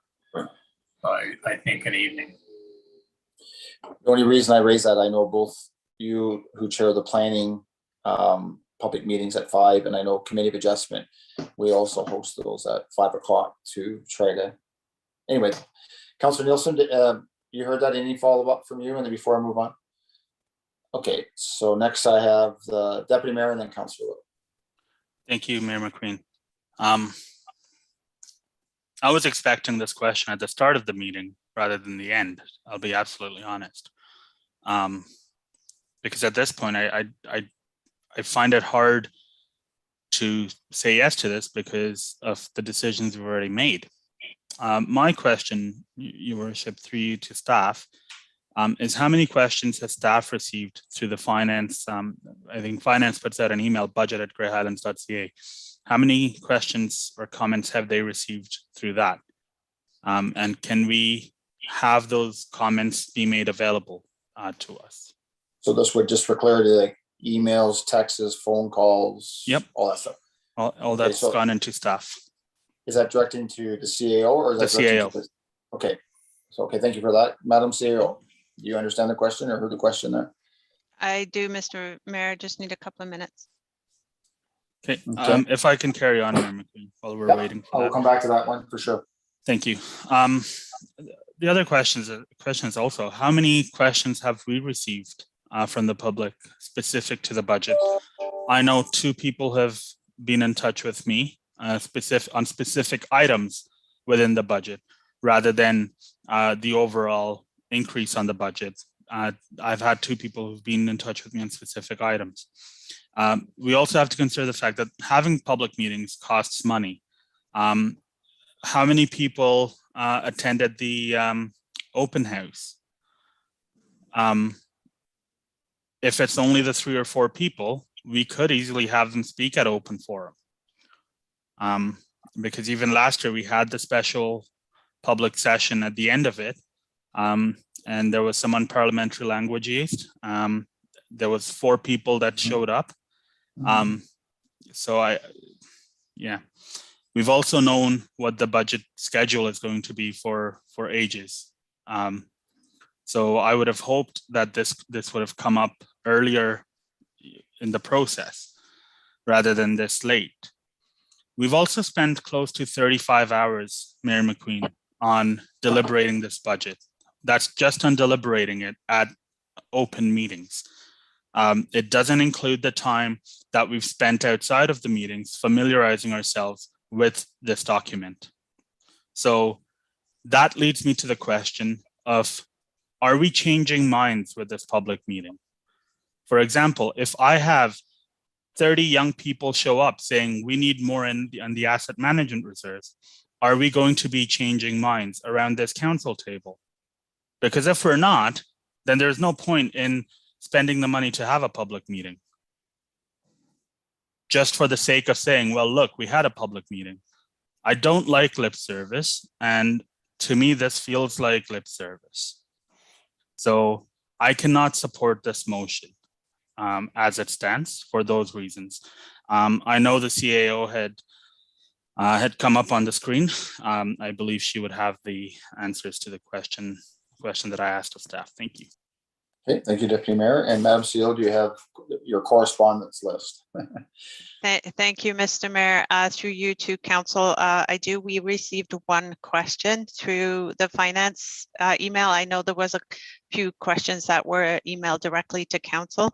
As far as the open house, we did hold one in the morning, which we had 2 attendees, and we held one in the evening, or 4 p.m. to 6 p.m.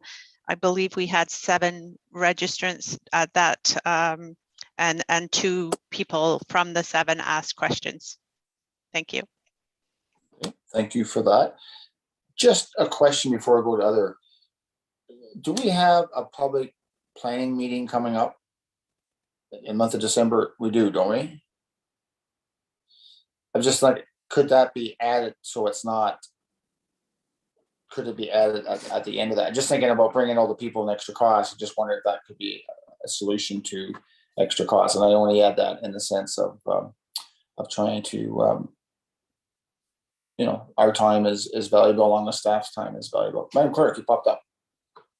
I believe according to the regular schedule, the next public planning hearing would be scheduled for December 27th.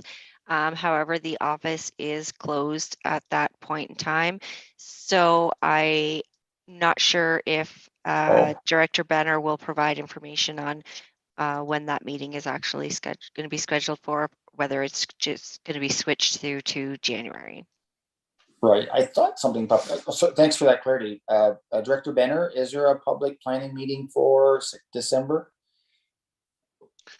Thank you, Mr. Mayor. And no, as the clerk alliterated, we are actually going to move the December 27th meeting, include it in the January meeting. Okay, thanks for that clarity. Okay, thank you. Back to Madam CEO. Thank you, Mr. Mayor. Just to add, if we were to tag it onto a planning meeting, there'd still be an additional cost. There would be no cost savings because not all council members attend the planning meeting, and certainly not all staff attend, and they would have to be in attendance in order to cover off the budget section. Okay. Deputy Mayor, did you have anything else to? Okay. Madam Clerk, you just popped up before I go to the next question. Yeah, just looking at our portal, it says the next planning meeting, it was changed to the 20th. So I'm just hoping to get clarification on that. Yeah, I thought it was still scheduled, but Director Benner, 20th?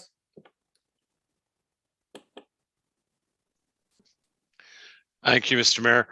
I'm looking at that as well, and it does show on our on the portal, but does not show on my calendar. So I'll have to confirm that for you. Yeah, just thank you for that. Yeah, good job we're having that conversation. Good thing. Councillor Allen. Thank you.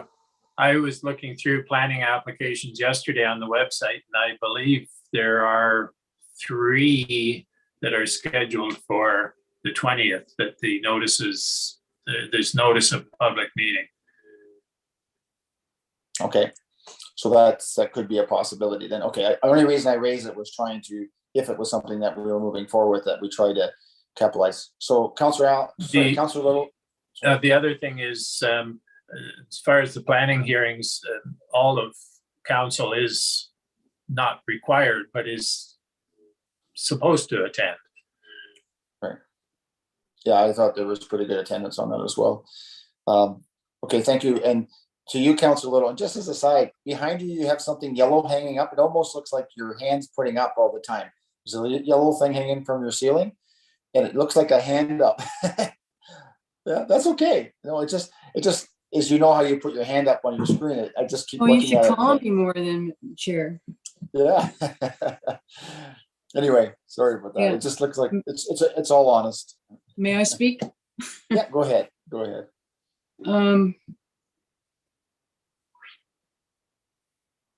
I really am having trouble with this. A lot of my points that I've written down here, the deputy mayor has already expressed, but first of all, we agreed to a process that we've been following, a schedule that we've been following. It allowed for public input. We've had 2 open houses, opportunity for people to comment through the municipal office. And I think council is tasked with the responsibility of setting the budget, and we've gone through this process. We've deliberated. We've asked lots of questions, gotten background information.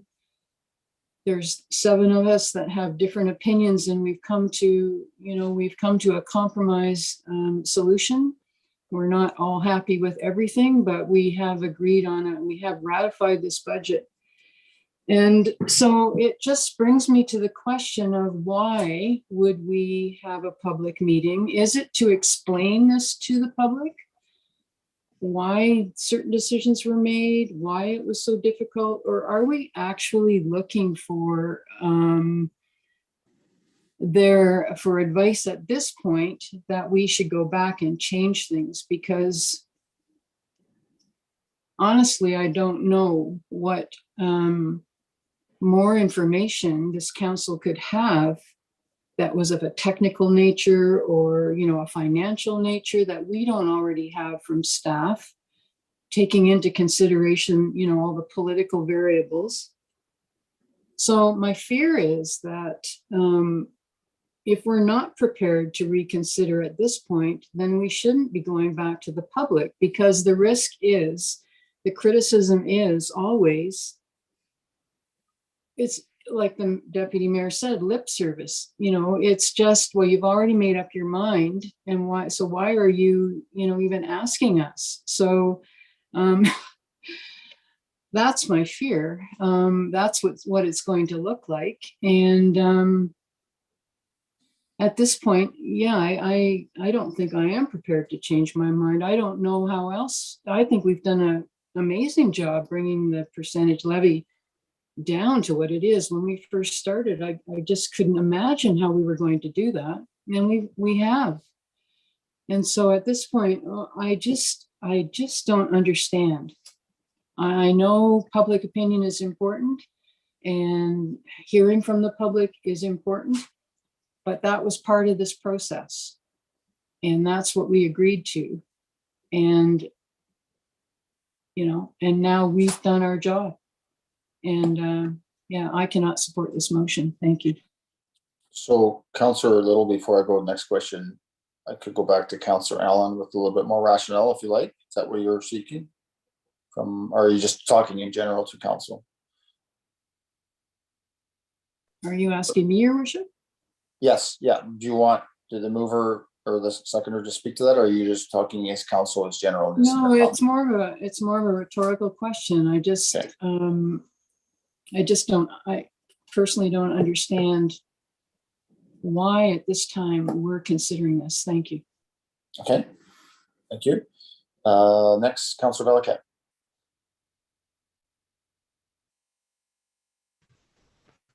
Thank you, Chair. Yes, I feel very much along the lines of Councillor Little and our Deputy Mayor Desai, and I suggest at this time we call the question. Okay. Well, I just want to make sure there's nobody else wish to speak, because there's a whole process on call the question too. Is it takes 2/3. I think we're probably already there, Councilor Velikat. I don't know if any other questions to be asked. Okay, so Madam Clerk okay.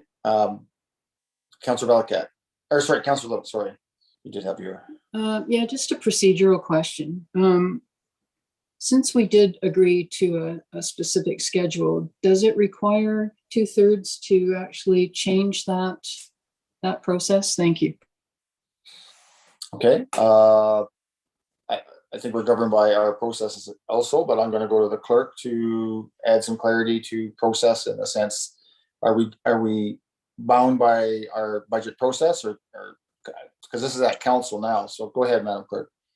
Thank you. So the original meeting schedule was passed at council. But I would have to go back to July and look at what the wording was of that resolution to see if that would require. I can't just think of that off the top of my head. I have to go back and look at the actual wording of that resolution. But is it fair to say that council, Madam Clerk, for clarity in a process? I can still hear you when my camera's off, Mayor McQueen.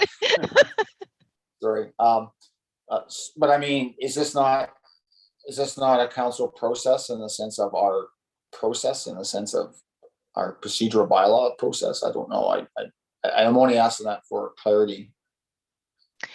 Yes, but if the motion back in July stated that the budget will be ratified by December 15th, to change the date of that ratification or to change those kinds of things may require that. So I would have to look back.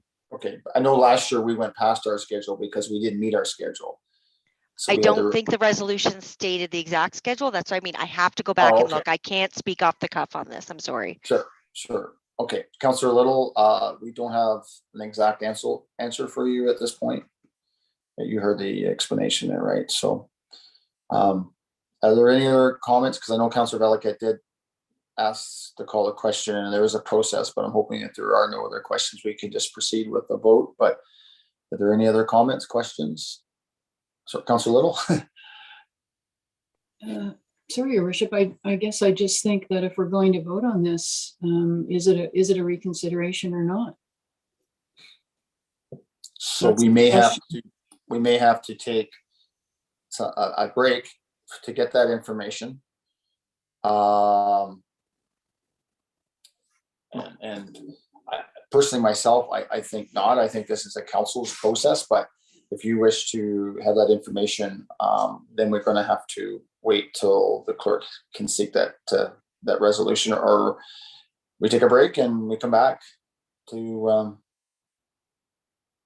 until we have that information. If you wish to wait, I am faced with a call to the question, which is a procedural thing as well. That takes 2/3 majority, I think, to call the question. So I guess that's a procedural thing as well. But Your Worship, that's your decision as chair. So yeah, I'm willing to wait for the information if we want to take a break. I mean, I think it's good that we work to get all that information. Do you want to, Madam Clerk, how long do you think? Should we take a 15-minute break? And thank you, Mayor McQueen. So the resolution from the July 21st council meeting where this was presented stated that the 2022 budget schedule be approved, and the budget schedule that was approved says council Wednesday, December 15th, 1 p.m. Pass budget bylaw. so then is that saying this is a 2/3 majority to change this decision then? If you're changing the date of the ratification of the bylaw, procedurally, if we wanted to go down that route, that would. However, it does not preclude from the addition of a public meeting before the ratification, or even if council wants to hold a public meeting to present to the public why they made the decisions that they made. Right, so could that motion not to be deferred that date? So I guess the governance cannot not be, so I just want to get this clear. So this is on the floor. Does not a new motion precede an old motion? Like when a council puts a motion on the floor, does that not proceed? Not if it's a reconsideration of a motion of a decided matter. So the decided matter was that council approved that schedule. Right. So basically, the only other thing is last year we went past our schedule and we had to schedule new dates. So if I can't we, speak to last year without looking at last year's recommendations of how this scheduling happened. right, I'm just saying, I know it went past our regular schedule, that's all. Okay, so there's the comment that came back, Councillor Little. Yeah, thank you. It sounds like there's some discretion. So there is a motion on the floor. Okay, so the clarity is does this take a straight vote or does it take 2/3? Does a recorded vote still count for 2/3, or does that? I guess that's the clarity on the part of procedural here. So, Madam Clerk, are you saying through your interpretation that this takes 2/3 to change the motion that's on the floor? So this resolution, this motion that's put on the floor right now is just that the meeting adjourn and that the proposed budget be presented at a public meeting. The other motion said that the bylaw come to December 15th. There's Right, nothing okay. in this one that's saying that the bylaw is not coming on December 15th. Right, gotcha. Right, thanks for that clarity. Okay, so there's a clarity. So the question is take this to the public. Thank you for that. And any other comments, questions to the motion that's on the floor? I think it was clarified. Sorry, go ahead, Councillor Allen. I'll just would like a recorded vote, please. Okay. Madam Clerk, can you do the honors, please? Certainly. A recorded vote was requested by Councillor Allen that the special council meeting adjourn at time and that the proposed budget be presented at a public meeting. Councillor Allen. In favor. Sorry, point of order. Can I ask a quick question before we start the recorded vote? My apologies, Mayor McQueen. Well, I'll Too late because she started asking. Is it procedural? Is it a procedural question or is it more discussion or? It was a question to the mover and. Nope, start with the recorded. I'll leave my question alone. Thanks, Mr. Mayor. Okay, I know procedurally once the recorded vote starts, you're supposed to not ask any more questions unless it's a procedural question. And if you're okay with that, okay. Sorry, Madam Clerk, proceed. Thank you. Councillor Allwood. In favor. Deputy Mayor Desai. Opposed. Councillor Little. Opposed. Councillor Nielsen. Opposed. Councillor Balaket. Opposed. Mayor McQueen. In favor. By a vote of 3 to 4, that motion has been lost. Okay. So then is somebody caring to move a new motion that sort of addresses the last line in our agenda? Deputy Mayor. I will move to adjourn at time and that the bylaw be brought forward to the next meeting of council. Okay. A second to that motion. Councillor Little. I do have a question of clarity. If obviously that budget is coming forward to our budget, or sorry, to the next council meeting. And I know that I think on our procedure bylaw, the open forum allows for, is it 5, 4, 3 minutes each.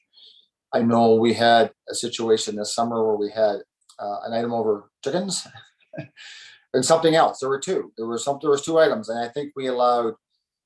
And I guess to you, Madam Clerk, I guess that's a determination of council can determine at that time if there are a number of people that wish to speak.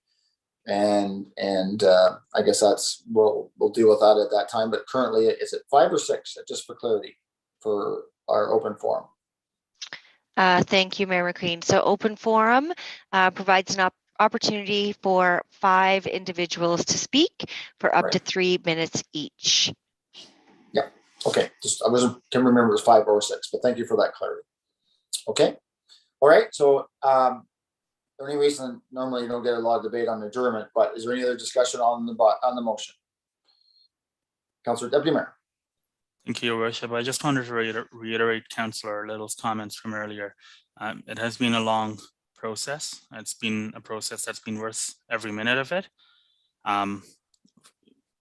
Obviously, next year is elections, and that means for some of us, this could be our last budget. Regardless of anything, budgets are something that I absolutely enjoy. I often joke with people that I put up with the rest of the year on council just so that I can be around for budgets. And I know as a group, we've made some unpopular decisions, and I'm very proud of that, of the fact that we've had the mettle to make those unpopular decisions to move our community forward. I know we have different visions of what better is, and none of them are wrong. None of them are objectively wrong. And yeah, just in the event that the 7 of us never meet together for another budget meeting, I just wanted to say that it's been an honor sharing this budget table with all of you. Thank you very much. Well, thank you, Deputy Mayor. And yeah, there is a lot of background time and effort and thought and more thought goes into every budget year. And certainly from a public's perspective, we certainly have to roll up our sleeves and do the hard work for sure. Other comments?